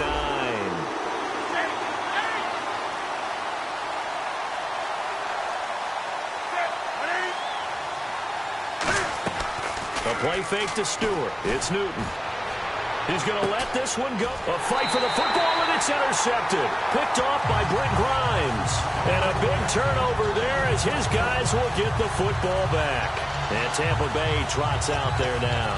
And we'll see how this is played. Offensively, they've got the lead. Not a whole lot of time left. What do you think, Charles? Well, it's tempting to try and add to your lead, but a mistake there, that can change things in a big way. I say go ahead, take the knee, get on out for the half. They come up in an offset eye. They start the drive with Martin. And he's going to be unable to get upfield as they take him down at the 21-yard line. Just a yard on the first down carry, so it's 2nd and 9. A 1-yard gain can look like a disaster, but it all depends on how the game is going. Is it a series of 1-yard gains running the ball? If that's the case, you might have to start thinking about throwing it a little bit more. But if it's just the occasional 1-yard run. Now whistles come in. We're going to get a timeout here by the offense.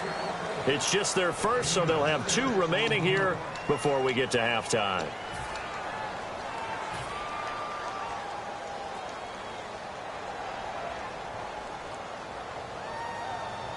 Three yards left to grab here on 3rd down. They come out 5 wide, 3 of them to the right side. Jameis to throw it. He'll rifle this one deep. Is this intercepted? It is. It's intercepted. A great read, and it's picked off. And his guys are going to take over at the 39-yard line. Carolina getting set to take the field. And with time quickly fading here in the second quarter, not sure how aggressively, offensively they want to play this. I think we'll find out just how much they trust their guys in this situation if they decide to take a shot. Now following the interception, here's Newton. And he was hit as he threw it there, and it forces it incomplete. The good signal callers will never go back in the huddle and play the blame game because they need those guys to protect him. But on that last one, his offensive line, they lost their leverage very quickly, and that's why they were able to get to him and hit him as he tried to throw the football and force an incompletion. So they're still at the original line of scrimmage here. 2nd down and 10. Shift together here from the D-line. Back to throw. Cam fighting. He lost the football. It's out. So it goes as a fumble, but the key thing, not a fumble. And the Buccaneers go ahead and take another timeout. So that means they're down to 1 remaining here as we head toward halftime.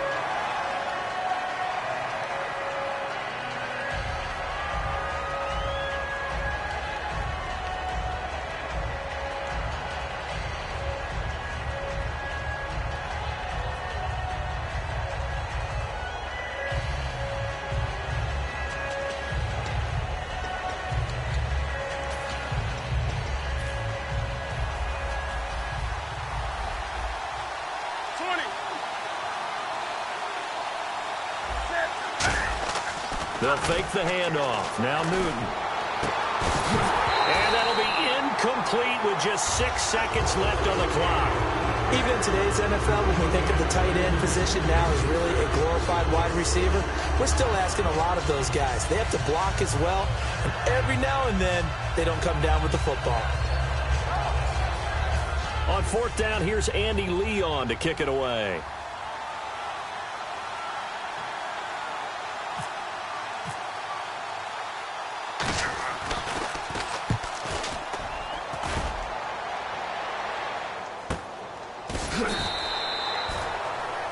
So 2 quarters down, 2 remain. Charles and I return after the break.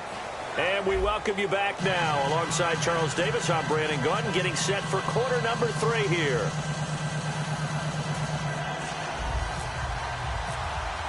Both teams appear ready for the fight ahead, and we resume action here in quarter number 3. This fielded a few yards into the end zone. And he'll take it back to about the 19-yard line. Out come the Panthers. They'll have it first on offense in the third quarter. They're down here, but very much in this game. What's the tonality of a coach's talk when a game is within striking distance like this at intermission? Typically, what they're doing is emphasizing the things that went well in the first half and wanting more of that. Sure, you've got to go over some of the errors and clean up some things because there's a reason you're down. But overall, I think they want to stay positive, stay up with this team. We're just starting the second half, and we've got the football. Let's go ahead and punch it in, and then we'll take it from there. See how that recipe works. I'm ready now for 2nd and 9. And the D-line pinching together must be expecting the run. And they get to Newton and take him down for the sack. They'll wind up losing a full 9 yards here on the sack. Now it's 3rd down.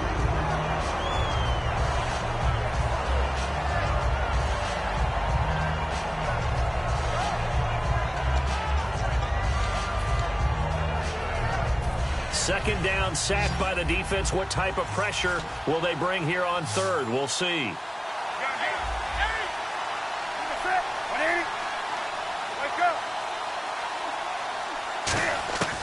3rd and long. It's Newton. He's going to sling this deep downfield. And he couldn't hang on to it through the contact. Incomplete. On every offensive coordinator, every play caller sheet, they have about 5 or 6 plays per game that they call shot plays or big plays. And you don't get many opportunities to dial them up. And they just did. And they drop it with a great chance to make a big play. That's going to hurt.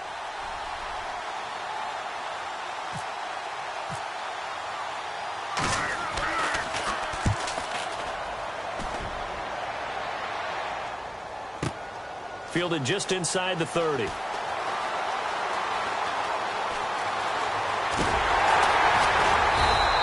Great blocking on the return. It springs him for 25. And the Buccaneer offense will be set up well as they take over. Now we take a glance at the offense as they work their way back out for their first possession of the second half. They come up in an offset eye. Trying to shake off the interception. He'll look to throw. Drops it off to Martin. 15 yards on the pickup there. And it's good enough for a Tampa Bay first.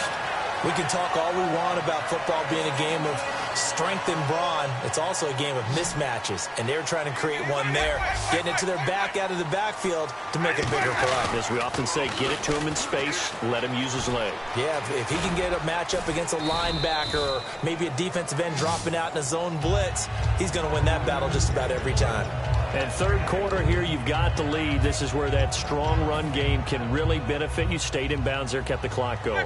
I like all the points you just made there. And if you throw the football and it's incomplete, now you've stopped the clock and you've helped out the guys on the other side of the ball. So keep it in the hands of those runners, keep moving it, keep grinding clock. Good throw, good catch, but I really like the route. The drag and being able to run away from defenders, hard to stick with them for that long. Yeah, better against man than zone, or... And he's into the end zone. Touchdown, Buccaneers. Vincent Jackson from 19 yards away. And the Buccaneers here finding a way to stretch their lead. And it's up and good.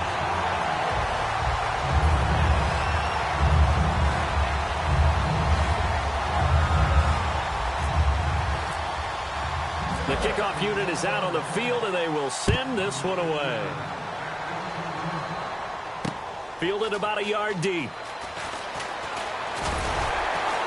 And a pretty good return here. He'll be stopped just shy of the 25 at the 24-yard line. Carolina getting set to take the field. And still no points on the scoreboard. You're coming off of the 3 and out.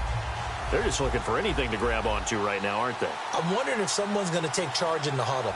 You know, we always look to the quarterback, but sometimes it's another player on the team, a star, a veteran, someone with some excitement and energy. It's like, all right, guys, let's shake things up and let's go, because they still have an opportunity to make things happen. Shake it off. And now they're in the hurry-up. Now Newton. No gain on that run, and while this team is down, they're not out of it by any stretch of the imagination. Maybe you just have to think about different style of running in order to get this guy going.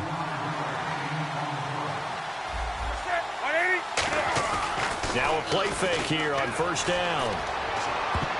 His throw incomplete. All right, different topic here. 2018, the Super Bowl, traveling north, far north to Minneapolis. Early predictions for that one. Who you got? Well, you know, everyone's still waiting in the NFL for a home team to play in its home stadium, right? So could the Vikings be that team? I'll start in the NFC, and I'm going to say no.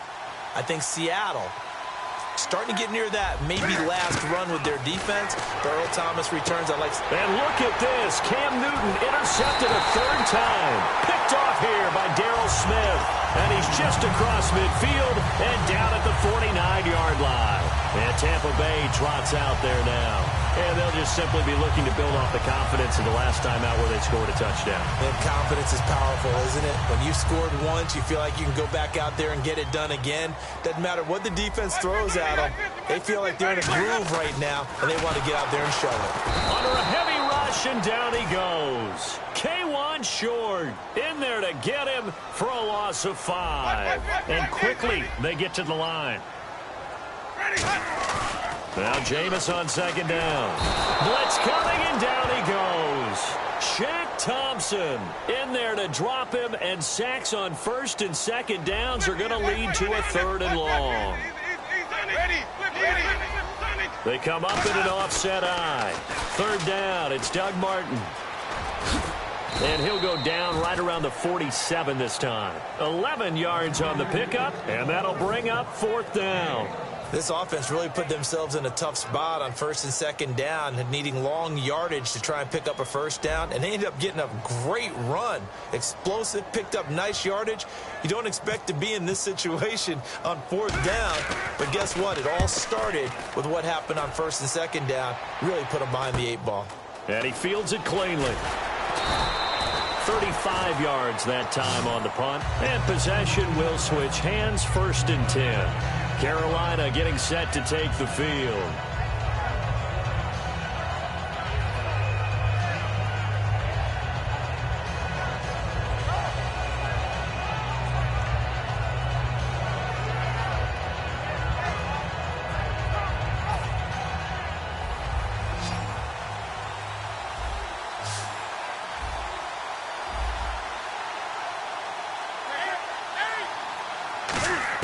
They go back to the air here after the INT. To the sideline, and oh, a nice catch there.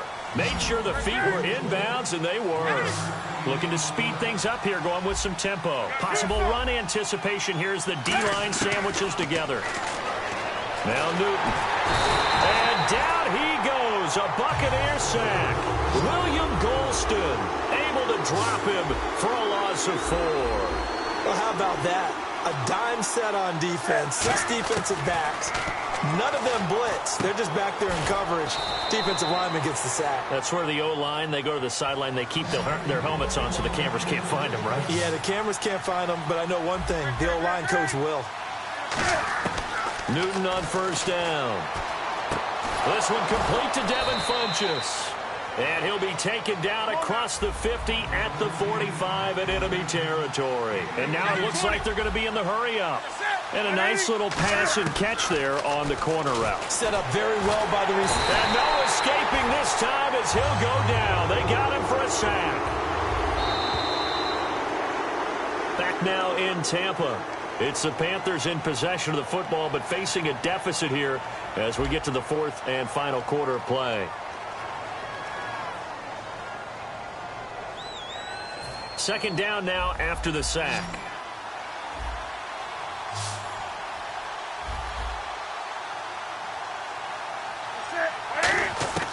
Here's Newton now on second down. Going for the deep ball. And this is caught inside the 5. It's a big play there. Newton again. 45 yards. Well, last drive he threw the pick, but he's not shy. He's going downfield again. And now the Bucs deciding to take a timeout defensively. It's just their first. They'll be down to 2 remaining as we step aside here in the fourth quarter.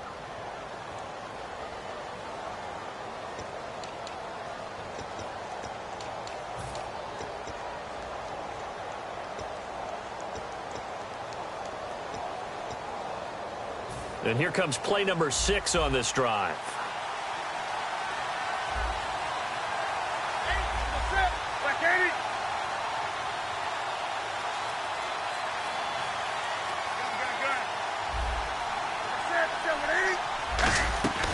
Trying to punch it in, Stewart. And this will result in him losing yardage. Back to the 3. That's going to go as a loss of a yard, and it'll be second down. And they're going to speed things up here. On second down, here's Newton. And for the 4th time tonight, it's an interception. Picked off by Brent Grimes. And the return won't go anywhere. They'll be back deep in their own territory at the 2-yard line. And Tampa Bay trots out there now. They're out in front. Last time they had to punt it away. We'll see if they can add to their lead now.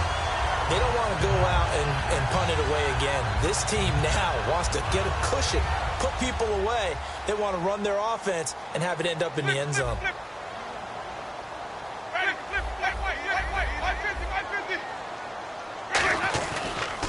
First down, here's the run with Martin. And he'll take this up to about the 7- or 8-yard line. It's a 6-yard pickup, and it gets him to 2nd and 4. And they're going to hurry back to the line now. And in this situation with a lead 4th quarter, they're liking keeping the ball on the ground, I'm sure. It's just smart football, but you know the defense has to know it as well. They've got to stop them here. So now we're going to see that loading the box in a big way. 6, 7, 8, 9, whatever it's going to take, puts a little bit more pressure on your big offensive line.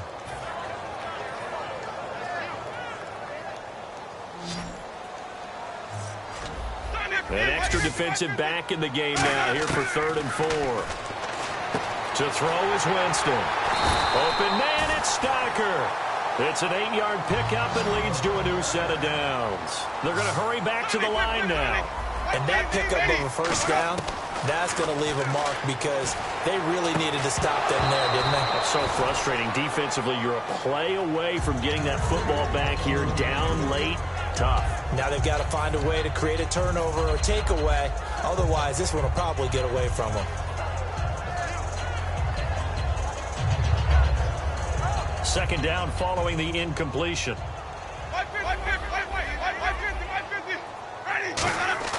The play fake to Sims. Now Winston. In trouble here, and down he goes. Back at the 8-yard line. A well-designed corner blitz that gets him for a loss of 8 yards.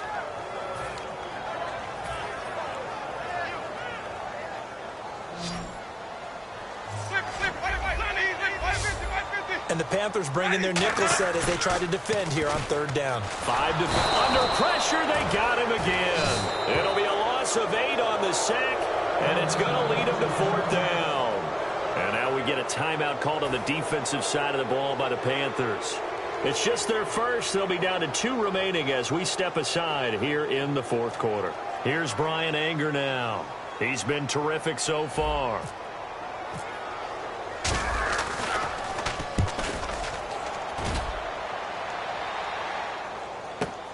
That's pulled in at the 32.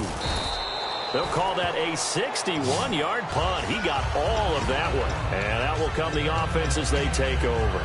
Carolina getting set to take the field. Looked like they had something going last drive. Then the interception happened.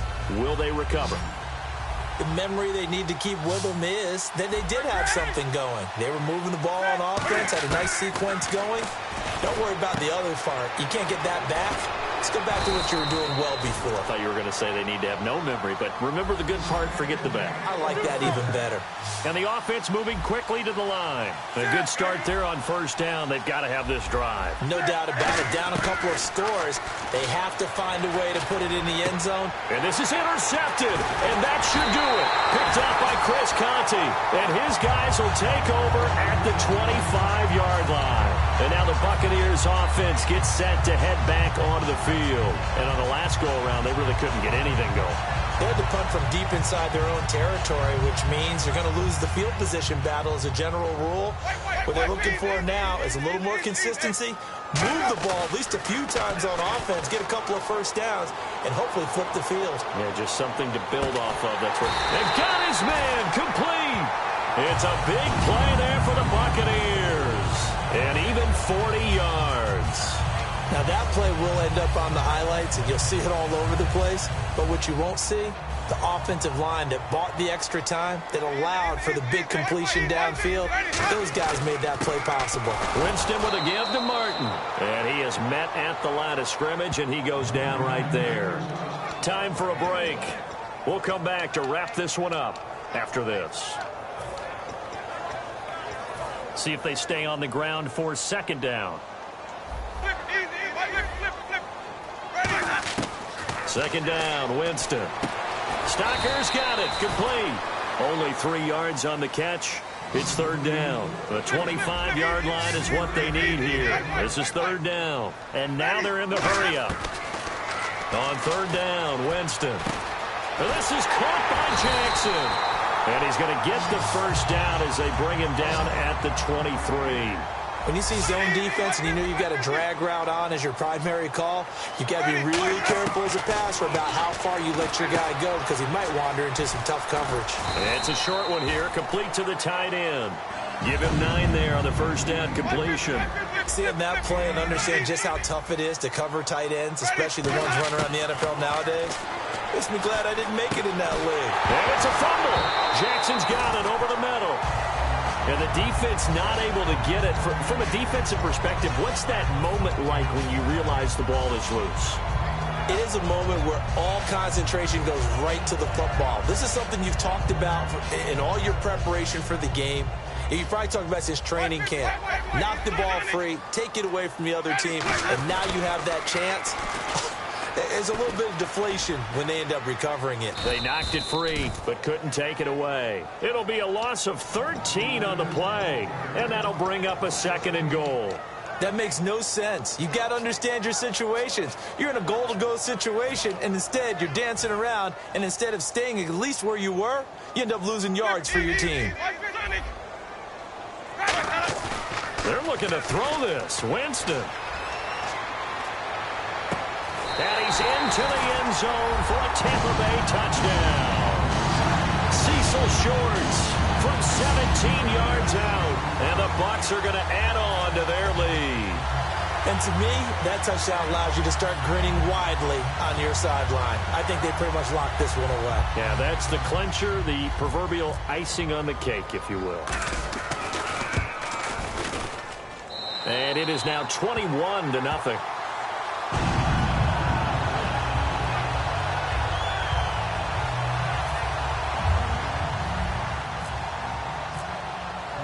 Set now to kick this one away, and off it goes. This will be fielded on the back line of the end zone. Carolina getting set to take the field. They are down big. They have not scored a single point.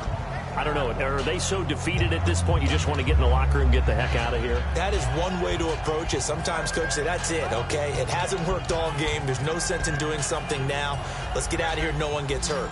But others will look at it and say, we still have an opportunity to do something. Pride on the line. Exactly. You have pride on the line, execution as you look forward and get ready for your next game, and a message to your team. We're not going to quit. No matter what the battle is, we're going to finish this thing out. Well, I guess we just discovered that someone is certainly not going to sit back and just take it in this game, huh? No, they were trying to get that touchdown back in one shot. One shot, trying to help out his defense and let the other team know they were coming after him.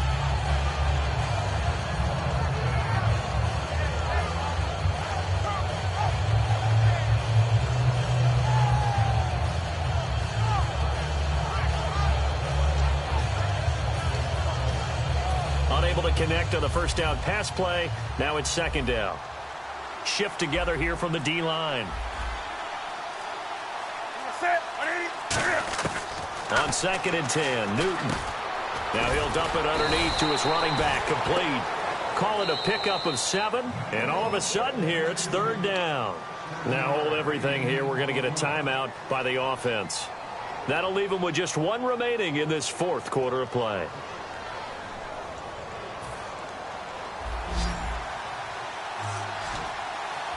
And on 3rd and 3, they decided to go with a dime package. Yeah. 6 DBs. Yeah, you're right. They've got 6 out there. To throw is Newton. He's going to let it fly. And that is incomplete. Stopping the clock with 5 seconds to go.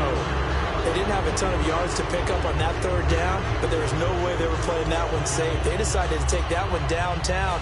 They must have felt that they had a big play that was waiting for them.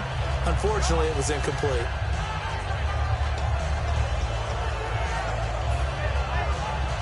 Here's Andy Lee now as he's on to punt for Carolina.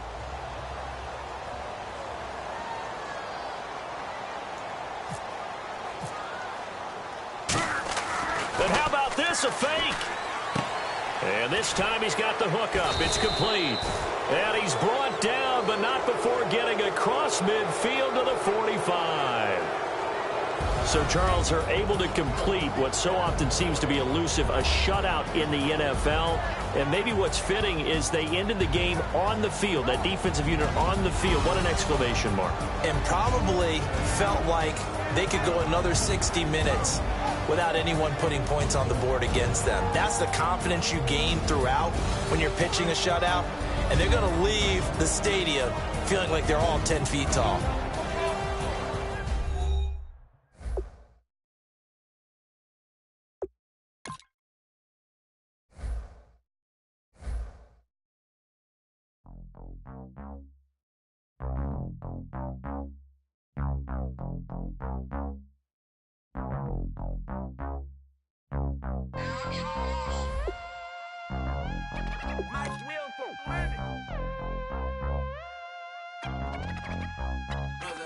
We set the roof on fire. We set the roof on fire. On fire. We set the roof on fire. We set the roof on fire. We set the roof on fire. We set the roof on fire. We set the roof. We set the roof. We set the roof on fire. We set the roof. We set the roof. We set the roof on fire. If I'm not mistaken, home team made it. 2 threes on my feet, then I pump fake. Baby girl, grab the quote. What if kiss it? Sway Lee, Mr. Couldn't took it quicker. Hottest on the planet, got the place lit up. Fly, got expensive taste, sight and touch. We ain't on the same team. Cheer up. Bunch of that make sit up. I ain't come to blend in, boy, I stand out. Money talks, you just popping off at the mouth. If I'm the topic, then the conversation hit it. Right shrimp, getting booked up in every city. Splash out with cash, had the spaz on the waiter. She messed up my order 3 times in a row. I'm good on gas, I just filled up my tank. Now let's fill up her head and let's see if she goes. We set the roof on fire. We set the roof on fire. We set the roof on fire. We set the roof on fire. We set the roof on fire. We set the roof on fire. We set the roof on fire. We set the roof on fire. We set the roof. We set the roof. We set the roof on fire. We set the roof. We set the roof. We set the roof on fire. So bad, swimming in my bed. Off with that, off with that. Young Slim, get it in my infrared. Come and hit the brain, I just lit the gas. Young wild winning, living fast. Stash your money in a brown paper bag. We set the roof on fire, then we flood it out. We just threw the money up, we ain't even count. Shake it, shake it, shake it. It in my speeder, girl, I'm nothing, messing up my speech. I'm $1 million player, baby, nothing's at my reach. I'm $1 million, like I hit the lottery.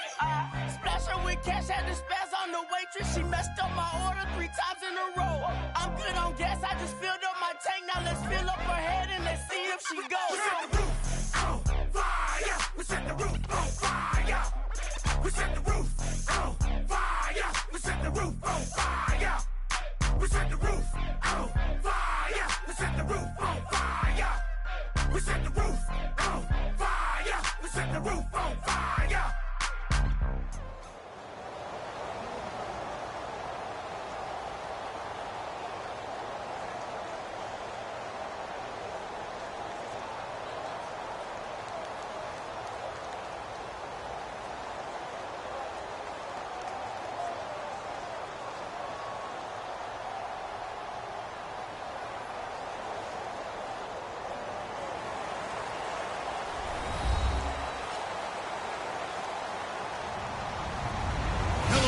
I'm Larry Ridley, and this is the NFL on EA Sports.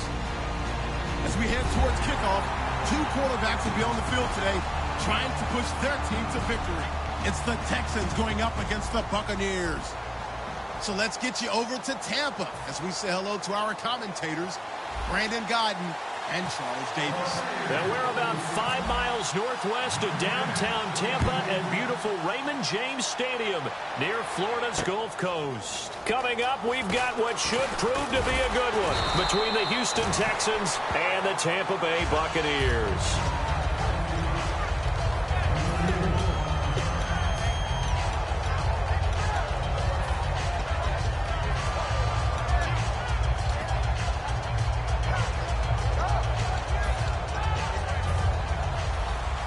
And on the outside, they're playing press coverage. They come out here in the eye. Now a first carry for Lamar Miller. And he'll fight forward to about the 27-yard line. And give him 4 yards there. It'll be 2nd and 6. Offensive starters here. Wide receiver DeAndre Hopkins, a talented wide receiver. And he's still looking for that ultimate recognition. He wants to be mentioned with the best receivers in the game. His numbers suggest that we should do so. Here we go now.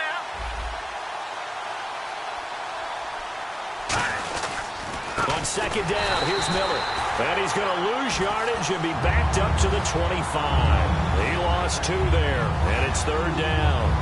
The evaluation process in today's NFL does not take into account as much bulk as it does speed. And that's what we're seeing with the linebacker position.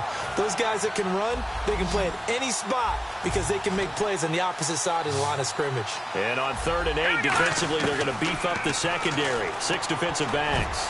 And that is incomplete. C.J. Fedorowicz, the intended receiver. And it's 4th down.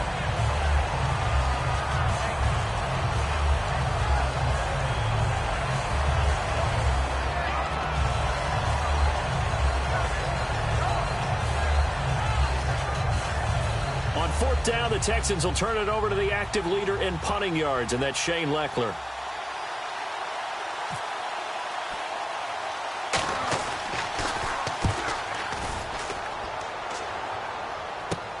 Let's take it inside his own 40. So possession goes over here on the punt. And this offense, they're going to have excellent field position. They take over with a 1st and 10 on the short side of the field.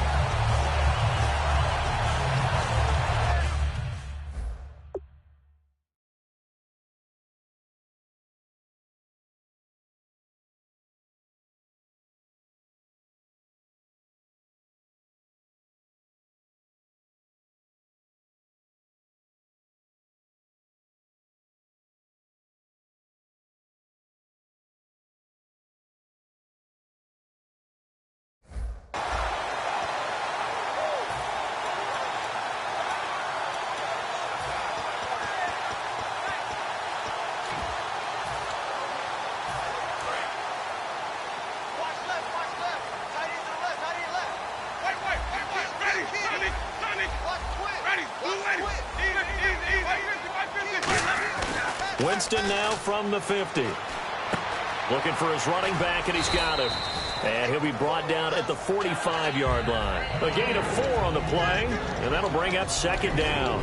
Here's the offense, and highlighted as a guy who gave himself his own nickname, the Dugginator. Brandon, you really can't nickname yourself, but if he keeps running at this level, he'll have plenty of good nicknames to choose from.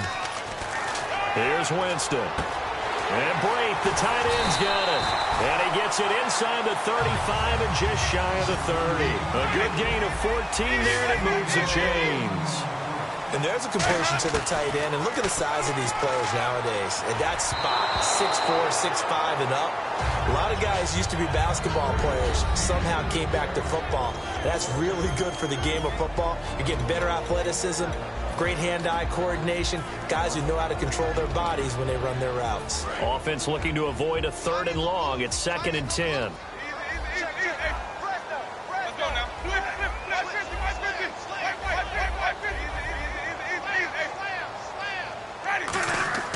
Throwing again, Winston on 2nd and 10. And that one got tipped, kind of threw everything off. It brings up 3rd. Let's give some credit to the defensive guys on that play. Able to bat that one away. Sure looked like they were trying to hit the corner route.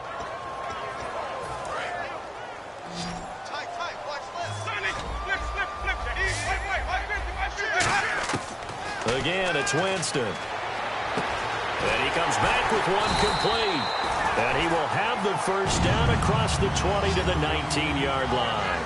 I think that's a big pickup for a 1st down because when you run a drag route against zone, you're sometimes asking for trouble because you might run into a defender. Yeah, well, there they ran into a 1st down. Executed it to perfection. He couldn't quite hold it. Got hit. Ball pops out. Incomplete.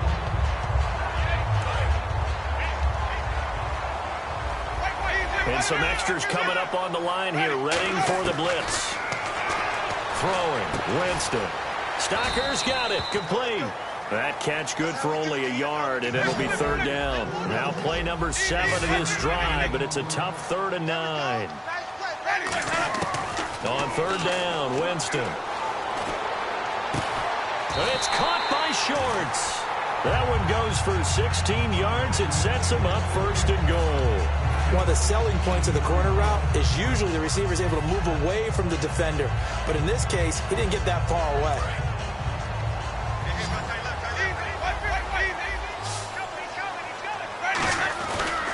They'll run for it with Martin. And he's in. Touchdown, Buccaneers.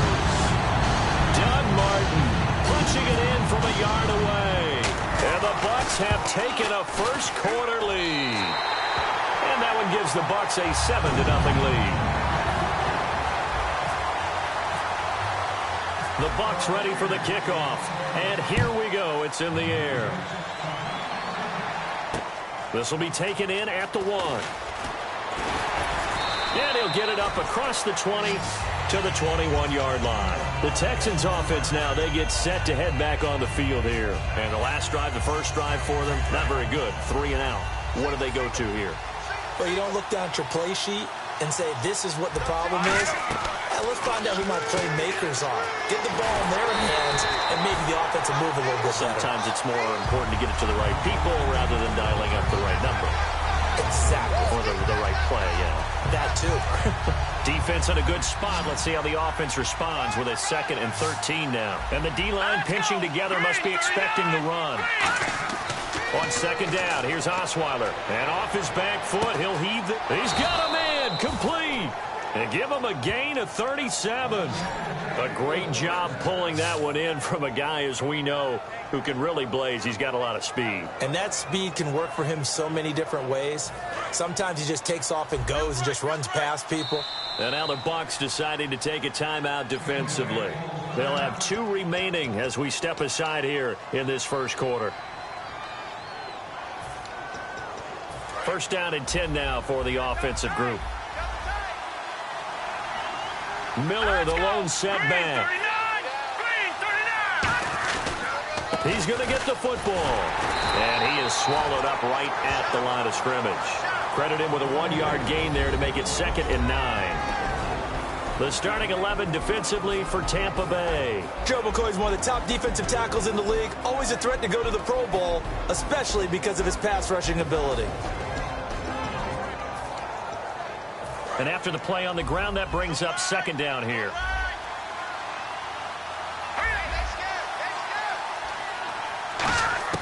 From the gun, it's Osweiler. Underneath for Miller. And he'll get it inside the 40 to the 39. Call it a gain of 5. And that'll bring up a 3rd down. And that's one of his advantages of a passer, is it not? With his height, setting back there in the pocket, firing it over the middle, he can really see everything clearly. It is, and I know that other quarterbacks get it done different ways, all right? You don't have to be his height to make a great play. But what he does is he takes away having to make those slide steps in the pocket to find angles to throw the ball through. He just throws right over the top of it because he can see everything, and sometimes that saves time and gets the ball to a receiver quicker. So 3rd and 5, defensively expecting pass. They've got 6 DBs out there. And incomplete. The contact made the ball roam free and brings up 4th down. I'm not sure we could spot any tendency here on this 3rd down. They could have run it or passed it. Either one was available. They chose to try and get it through the air, but they run successful.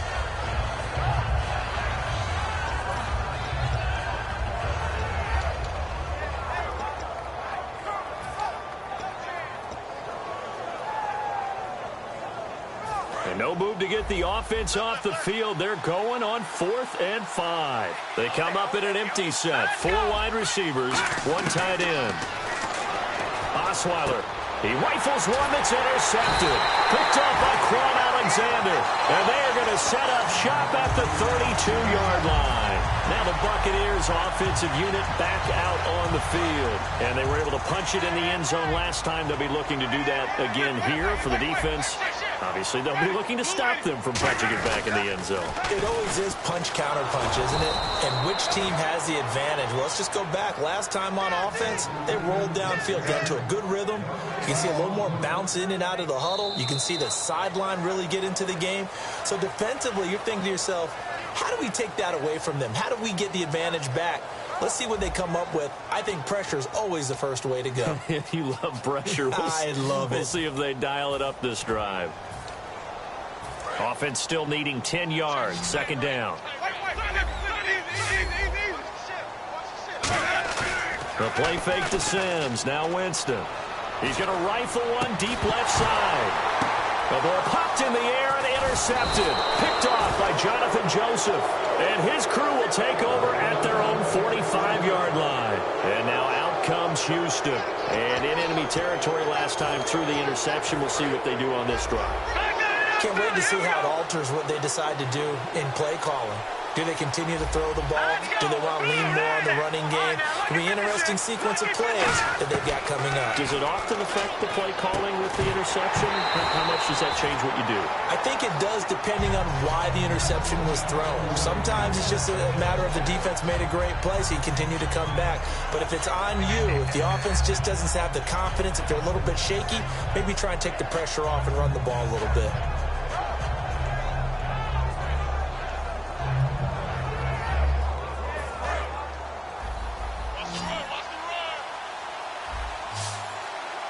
Possible run anticipation. Here's the D-line sandwiches together. Throwing. Oh, the Buccaneer pressure too much. Down he goes. They push him back 8 yards that time on second down. Well, there was second long. Now it's third and even longer. They're going in the wrong direction here. Because they're moving exactly the way they want to, but you're exactly right. Definitely going in the wrong direction for the offensive guys. So it's third and long, and defensively not a real surprise. They're in the dime. Play action. Now Osweiler going up top. A 50-50 ball here, and it's intercepted. A great read, and it's picked off. And his guys will take over at the 25-yard line. And Tampa Bay trots out there now. And following the interception, we'll see what they can put together on this drive. I can hear my old college coach right now. He always used to tell us before every game, the team making the fewest mistakes will win. What they're hoping is that last mistake is their only one of the game. Coaches, that's all they talk about, turnovers, right? Minimizing those and maximizing opportunities. Well, you mind if we go off topic for a second? No, let's go. I like to do that randomly. AFC playoff contenders for this year that didn't make it last season. Who do you have that might get in? Well, I think Cincinnati's got to be considered there. Maybe they'd have an offseason that's calm, and they go into this season and try and get back to the playoffs where they've been perennials. How about Denver? Yeah. Remember last year, they didn't have the quarterback to start. Trevor Siemian played pretty well overall, but maybe they can get solidified there and ride that strong defense right back into the playoffs. I'm going to give you a couple a little bit off the pace. Indianapolis cannot afford to squander Andrew Luck, one of the better young quarterbacks in the game. They've got to get back to the playoffs. And Buffalo, brand new head coach, brand new people running the ball club. Let's see if they can figure it out, because I think defensively they can be awfully strong. It'll be a gain of 16 and give them a first down as well. But give the defensive guys a little bit of credit. They didn't let the deep ball beat them on that play, did they? No, the drag, that could be your safety valve. We saw it right there. Yeah, and they picked up a first down for them, too. They pitch it out to Martin. And he'll be taken down just shy of midfield. 8 yards on the pickup, and now they'll have some options on second and short. I know the toss play begins with the guy taking the snap and turning around and tossing it to the runner. But where the real intrigue is, can they seal the edge? Whether it's an offensive tackle or a tight end in the direction they want to run the football. If they do that, that's the result that you get, that type of a game. If they don't, often touchdown, Tampa Bay! Cecil Shorts, 50 yards. And the Buccaneers here finding a way to stretch their lead. I think if you pulled defensive backs, they would say the corner route, take that out, make it illegal, because that is so hard to recognize and so hard to adjust, because your first move is to not get beat in the middle of the field. And that's how they move you first before they break off to the corner. But then as the wide receiver, great job. It's tough to turn those upfield and go, but he did a great job with it there. Really good balance, really good body control. And how about the end result? A touchdown. And now out comes Houston. And following the interception, just any interception, are you a little bit more cautious when you start that next drive, or no, you just throw that out the window? I think you are. I don't think that there's any way you can run back out there and go, totally didn't affect me. Let's just go ahead and be loose with the football again. You're going to take care of it, but you have to be careful about being too cautious, because now you can't run any offense at all. Still want to attack. We'll see how they attack them here. Just a yard on the pickup there, and it'll bring up a 2nd and 9. Now that's the type of play that'll fire up the defense. Hold them to 1 yard on a first down run. It'll be interesting to see if the offense decides to press the run at all, or if they'll abandon it now after gaining only 1 on that play. On 2nd down, Osweiler. And he's got him over the middle, Fedorowicz. And he'll go out of bounds across the 35-yard line. 12 yards there as they move the chains. Obviously, this has not been a banner game throwing the football. So what you got to do, you got to kind of down focus, don't you think? Find the tight end, take some easier completions. The interception last drive there. He hits the reliable target.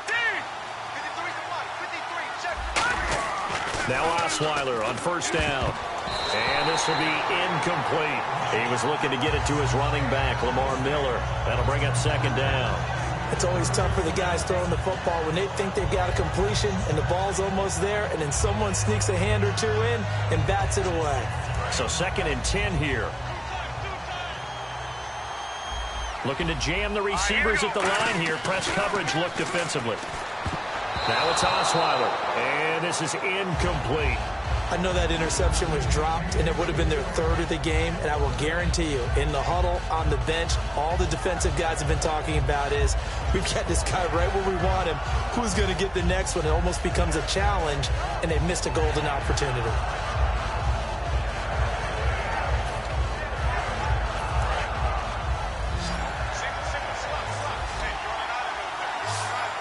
So a 3rd and 10, and defensively, a dime look, 6 DBs.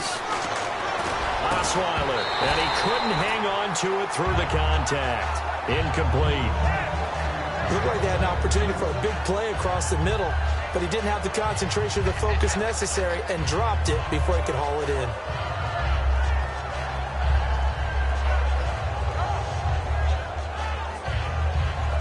The 3 straight incompletions, they don't care. That hasn't dissuaded them. They're going to go for it on 4th. They come out 5 wide, 3 of them to the right side.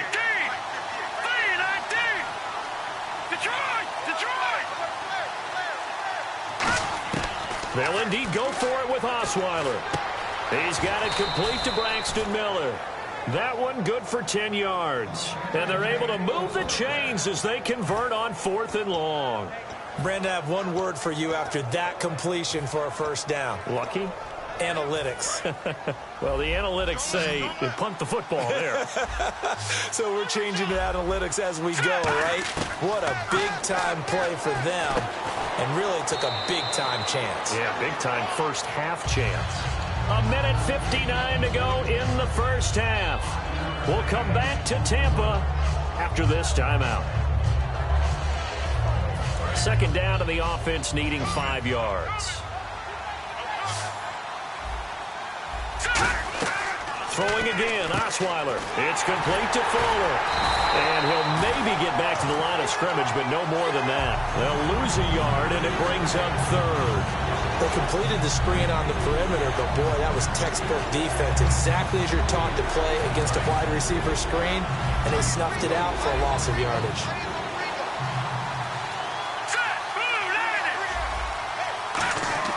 On 3rd down, Osweiler. Now they go screen. It's complete. And he maybe makes it back to the line of scrimmage. That's it. A loss of a yard, and it brings up 4th. Well, you can see what they wanted to do. They wanted to set up the screen there, but it got blown up. It's hard to run that play if you're not getting a lot of pressure at the quarterback because the space doesn't open up. They were able to read that one and slow it down and stop it before they could get a first down. So it looks like the offense isn't going anywhere. They're going to go for it on 4th and 7. 4th down. Here's Osweiler. He's got the completion to Strong. 13 yards on the pickup, and on 4th down, they're able to convert and move the sticks. Both sides were holding their breath there on that 4th down play, and the offense can breathe a sigh of relief. And both knew exactly where the first down markers were. You know the defense is trying to guard those sticks and try and keep people in front, but somehow, some way, those guys found. Now whistles come in. We're going to get a timeout here by the offense.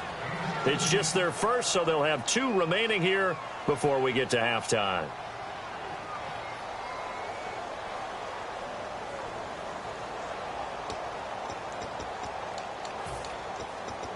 And this seemingly endless drive continues.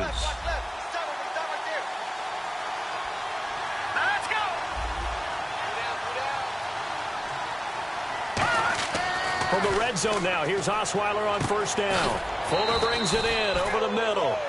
5 yards on the catch there, brings up 2nd down. Completed pass play. Now let's see if they go back to the air or to the ground. They come out with 1 back and 3 tight ends. To throw again is Osweiler. This will be caught at the 2. And he's in. Touchdown, Houston. C.J. Fedorowicz from 13 yards out. And the Texans have cut it to within a score. And that one makes it 14-7.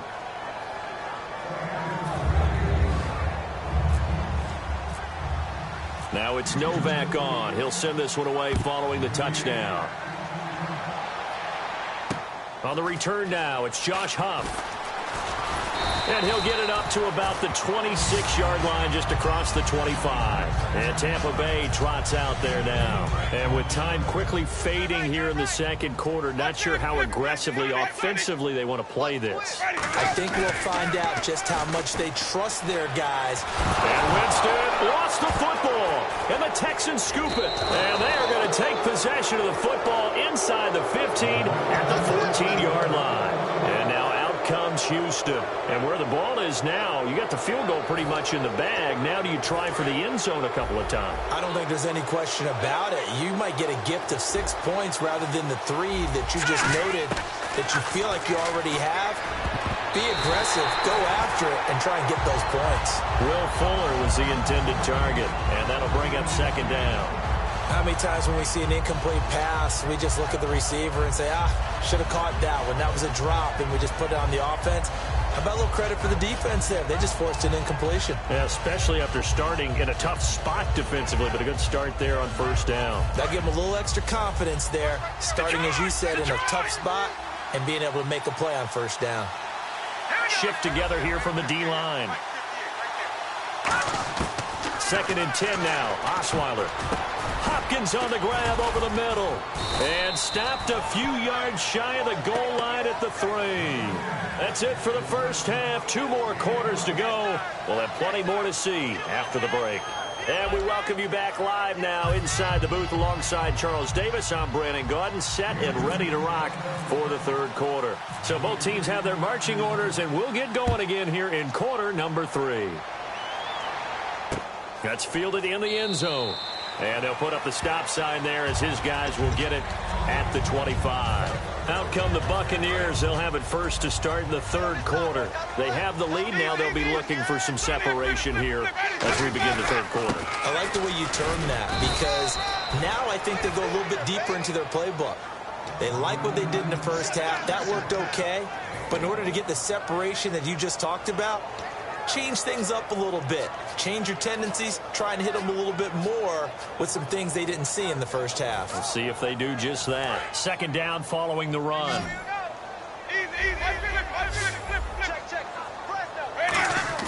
A play fake to Sims. Now Winston. And this one's incomplete. He was trying to get it to Cecil Shorts that time. And it'll bring up 3rd down. 9 yards to go. It's third down. On third down, Winston. He's got Evans. And they're going to get this one all the way out across the 45. And that was a heck of a shot right there by Jameis Winston. Boy, he has a superior right arm, doesn't he? You saw him play baseball. Yeah, he's actually a switch hitter in baseball. Outfielder, and then, of course, a very hard-throwing pitcher. That's translated well in the National Football League. That it has. When he has to make that throw on a line, he's got plenty of arm to do it.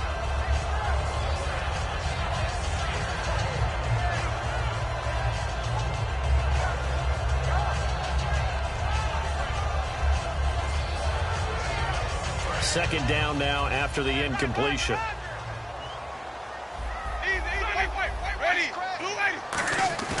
On second down, Winston again. Drops it off to Martin. And he's got some space here. A very solid gain of 27. I know most of the time when the ball's in the air, you're thinking wide receiver, tight end, but running backs, they can be a big part of any passing offense nowadays. So after that big play, let's see if they can catch their defense maybe on their heels. A toss play. This is Martin. And not much of a hole there as he gets it down to about the 24-yard line. Give him a couple on the carry there. 2nd and 8. That's a good play by the guys on the defensive side of the ball. Held him to a gain of 2. And that changes the playbook a little bit now for the guy calling plays. 2nd and 8. Now he's got to probably think about going to the air instead of maybe staying with the ground game. Now a second down throw for Winston. He's going to find his running back. It's complete. No gain on the play, and it'll bring up a third down. Well, he caught it right at the line of scrimmage, and before he could even think about advancing it forward, he got hit. Great tackling, because that's what you're taught. Don't give up yards after the catch, and most offenses make a living off of yards after catches, hidden yards that may not go into the score sheet, but they count big for moving the ball and stretching the field. Really nice open field tackle. They didn't get the first down, but I have to say I do like the call. I like what they were trying to do. Try and hit your receiver on the run and see if he can pick it up, keep it on his feet, get a little rack yardage. Yeah, but a nice job defensively to get to him and keep him short of the first. And no field goal try here from the red zone offense out there. They'll go for it on 4th. Winston to throw for it on 4th. Open man, it's Stacker. 17 yards on the pickup. And the decision to go for it pays off. They've got a 1st and goal. And quickly they get to the line.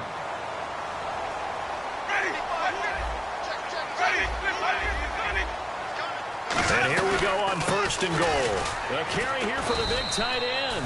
And this will result in him losing yardage back to the 3. It's a loss of a yard there, and now 2nd down.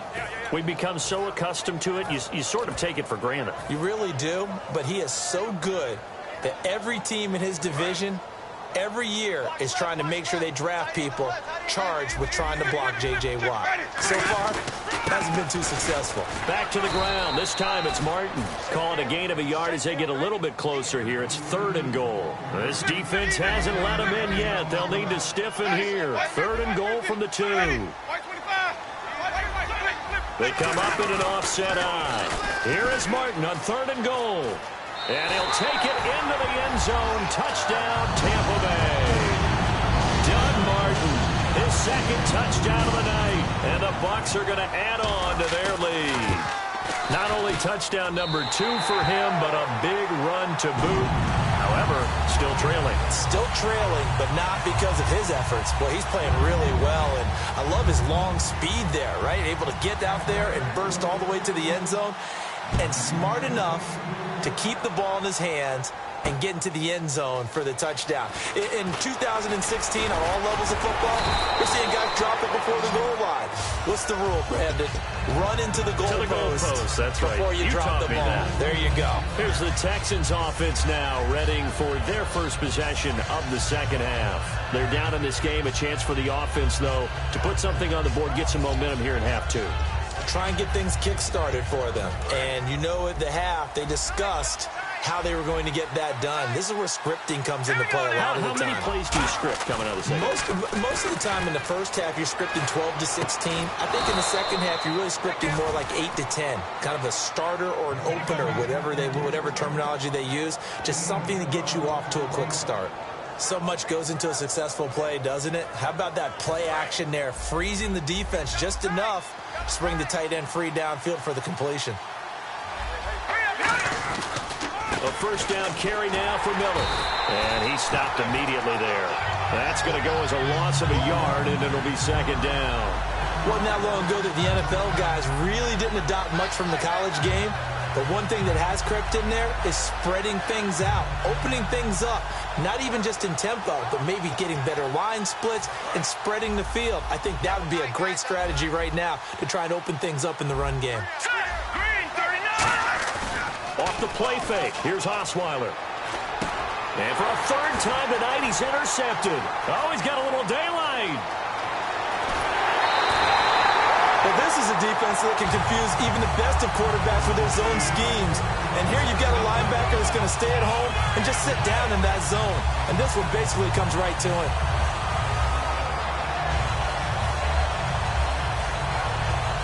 Red zone opportunity.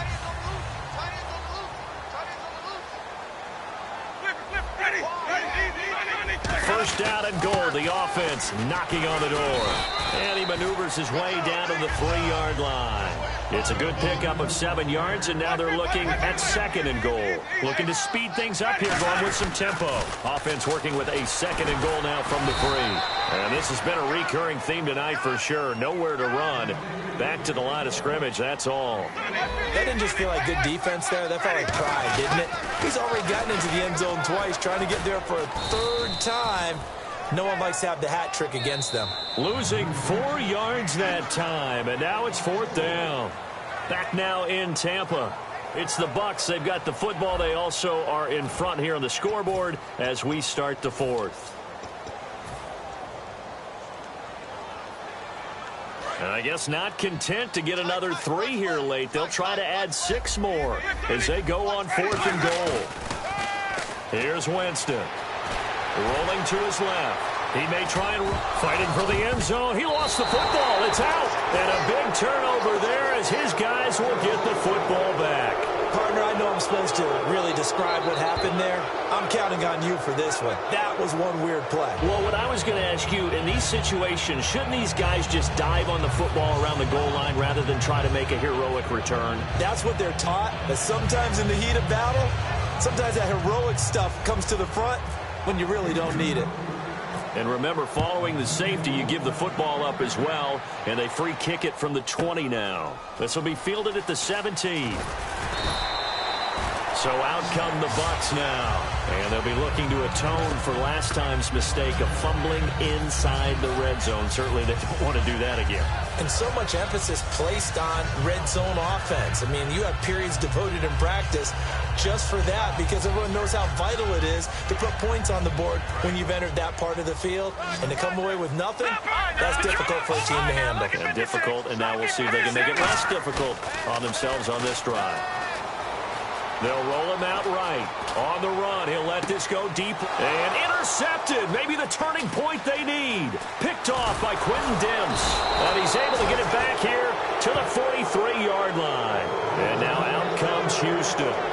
That is the play they needed in a 2-score game here in the fourth quarter. No doubt about it. They did what they had to do to give themselves a chance to get back into the game. They turned it over to the offense. They are now in charge. Now they need to execute.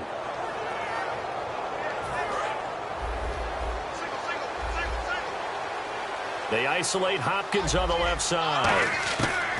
Following the fumble recovery, it's Osweiler. He's going to look deep down the field. And for the 4th time tonight, it's an interception. Picked off by Brent Grimes. And the return will stop right around the 25. And Tampa Bay trots out there now. And last time, 1-play interception. So this offense, they should be fresh. That's a good way of putting it. And I can't wait to see what they decide to do with play calling. Because a 1-play drive where you throw an interception, A lot of people think the very next time out, run the football. Rush coming, and he's taken down. J.J. Watt in there to bring him down for a loss of 7. Well, they go play fake. The problem is nobody was faked out. And when no one's faked out, what's the end result? Quarterback gets hit.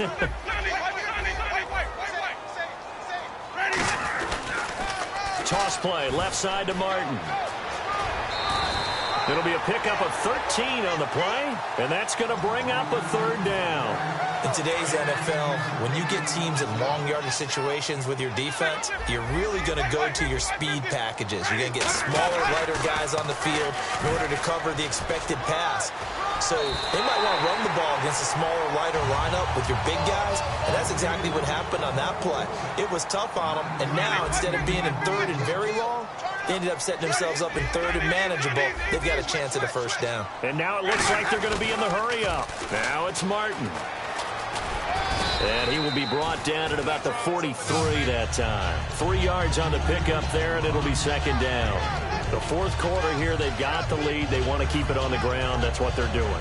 Smart football. Keep the clock grinding. Keep it going. But you got to figure now, they're going to see more people stacked up at the line of scrimmage as they try and bleed it out. To throw is Winston. Schwartz has got it. And the play goes for 19 yards. Gives him a new set of downs. And defensively, they just don't seem to have much of an answer for this passing game. Not at all. Look at the confidence that's exhibited here. With that type of a lead, clock on their side, instead of running it, they're still throwing it, trying to pick up 1st downs and keeping the football. Now Winston. Jackson's got it over the middle. And he's going to get this inside the 30. 11 yards on the pickup. And the Buccaneers are going to have a 1st down. 1st down, Winston. Stocker's got it, complete. And down inside the 15, shy of the 10. The 15 yards there on the catch and run. And they're going to speed things up here. A 1st down throw for Winston. He's played a great game. It continues right there, even with this lead. Confident to throw the pass and have the reception made. There's no doubt who the leader of their team is there? There's no doubt who they want to ride all the way to the finish. Because strategy would tell you, run the football, run the clock down. Instead, they're letting him throw it because they feel that confident in what he's getting done. So incomplete on 1st. Let's see what 2nd down has in store. They come up in an offset eye. A 2nd down throw for Winston. That is caught. And he's into the end zone. Touchdown, Buccaneers. Miles White, an 11-yard touchdown. And the Buccaneers here finding a way to stretch their lead. And that PAT pushes the lead up to 23 now.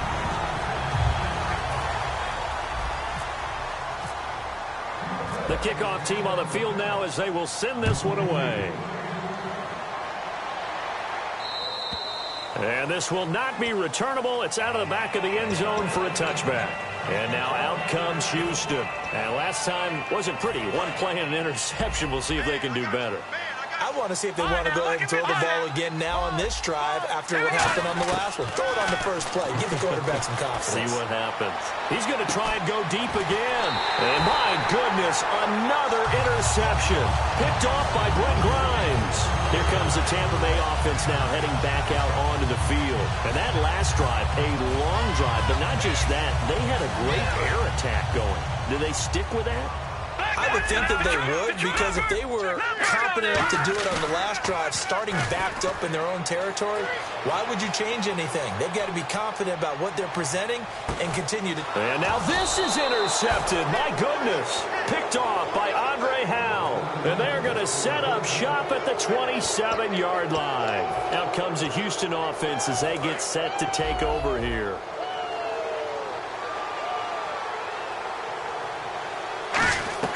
Trying to shake off the interception from the last drive. He'll look to throw. And they get him down, but not before he takes it across the 40-yard line. Give him 16 on the pickup, and that'll be good for a Houston 1st. And this will probably be the final play before the 2-minute warning. Time for a break.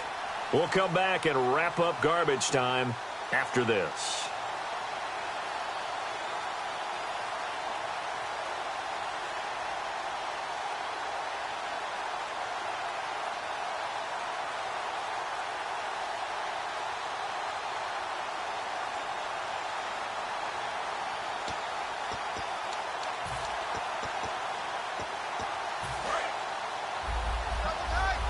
And some changes here as the D-line separates some. Let's go.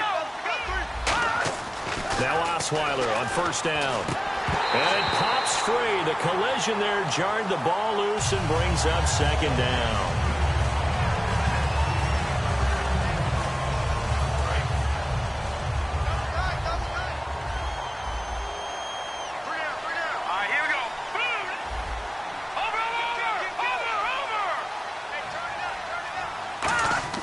Second and 10, it's Osweiler again. Fuller brings it in over the middle. And he'll be taken down, but not before he gets into enemy territory. That was a nicely run slant route, and what the receiver's trying to do is make the defender think he's going upfield for a deeper route, and then breaks it off, usually after about 3 to 4 steps, and cuts towards the middle of the field. And now what he's trying to do is use his body to keep the defender away from the football and give the quarterback a really nice target. And at this stage, down in the second half, looks like they just wanted to find a way to get it in the hands of their playmaker, and they did. I think you're exactly right. I don't think the coordinator's looking at his play sheet and trying to figure out which play will work well. He's trying to figure out how to get the ball to the playmaker that you just described. Looking down at that sheet, you find people plays, not necessarily X's and O's, and that's exactly what they did there. They like going to him in the slot. He catches another one. I think this comes under the heading of, until they stop him, why not go back to it? He has something going really well, great working relationship with the guy throwing the ball, and they keep making the connection. It's a loss of 2 there, bringing up second down. And they're going to hurry back to the line now. Well, they try to swing it out left into the flat, complete, but really nice open field tackling. And they played that one like a great boxer. They were on their toes on that one. They weren't back on their heels reacting to the play. No, they saw it, came right for it, and made a nice tackle for lost yardage.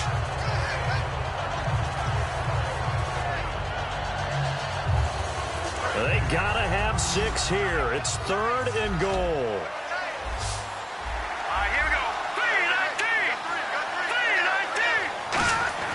To throw again is Osweiler. Escaping, and he can't find a receiver, and he's brought down. Now hold everything here. We're going to get a timeout by the offense. It's just their first. They've got 2 more to use here in the final stages. On is Nick Novak now for the Texans field goal. From the right hash, this from 33.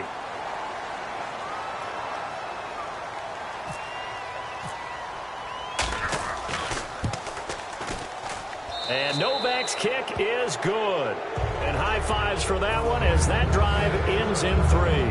So it would no doubt be a miracle comeback from here, but let's see what they can do starting with the onside kick.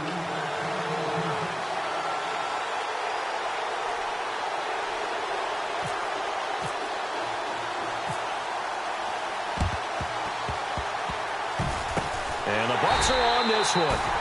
And that should just about do it. Now they're down big here in the 4th. They had to try the onside kick. Can't fault them for the effort at least. No, you can't at all. And if nothing else, now you've put something that you're trying to practice, right, that you've worked on into a game situation, and now you can go back and dissect it.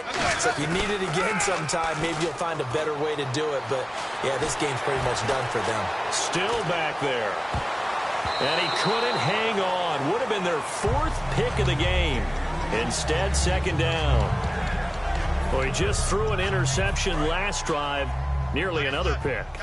And things aren't very even right now, are they? It's a little bit sloppy out there, isn't it? It's kind of the difference between driving on those paved roads and those country roads that have those potholes in them, isn't it? Now whistles come in. We're going to get a timeout here by the offense. It's just their first. They've got 2 more to use here in the final stages. They're looking to throw this. Winston. Quick hitter here. It's complete. And he's going to be out of bounds down inside the 20 at the 15. And now inside the red zone, the offense will operate. Winston now to throw on first down. His pass caught at the 4. And he couldn't quite get there. Tackled down at the 1. Now hold everything here. We're going to get a timeout by the offense. That'll leave them with just 1 remaining in this 4th quarter of play. They come up in an offset eye. A fresh set of downs, and they're at the 1. And he's in. Touchdown, Buccaneers. Doug Martin taking it in. And the Bucs are going to add on to their lead. So a little icing on the cake there before the clock hits all zeros. What a way to finish things off. Exactly what you want. Not much time and a touchdown to put things away.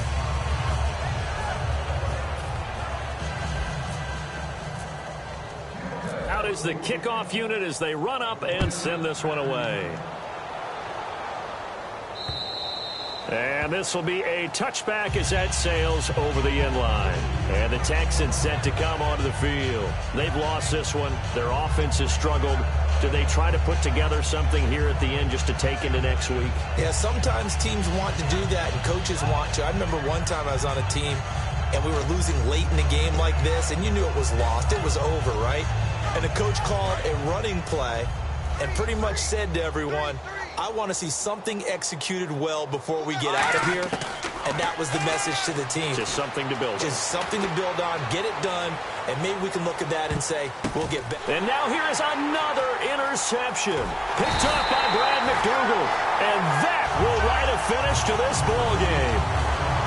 And Charles, I think when the schedule comes out, all teams, no matter where they're predicted to finish, talk about protecting your home turf. They were able to do that here in this one. Similar to a tennis match, right? Not letting them break your serve. That way you hold on to it. They got it done, and they feel very good about that victory.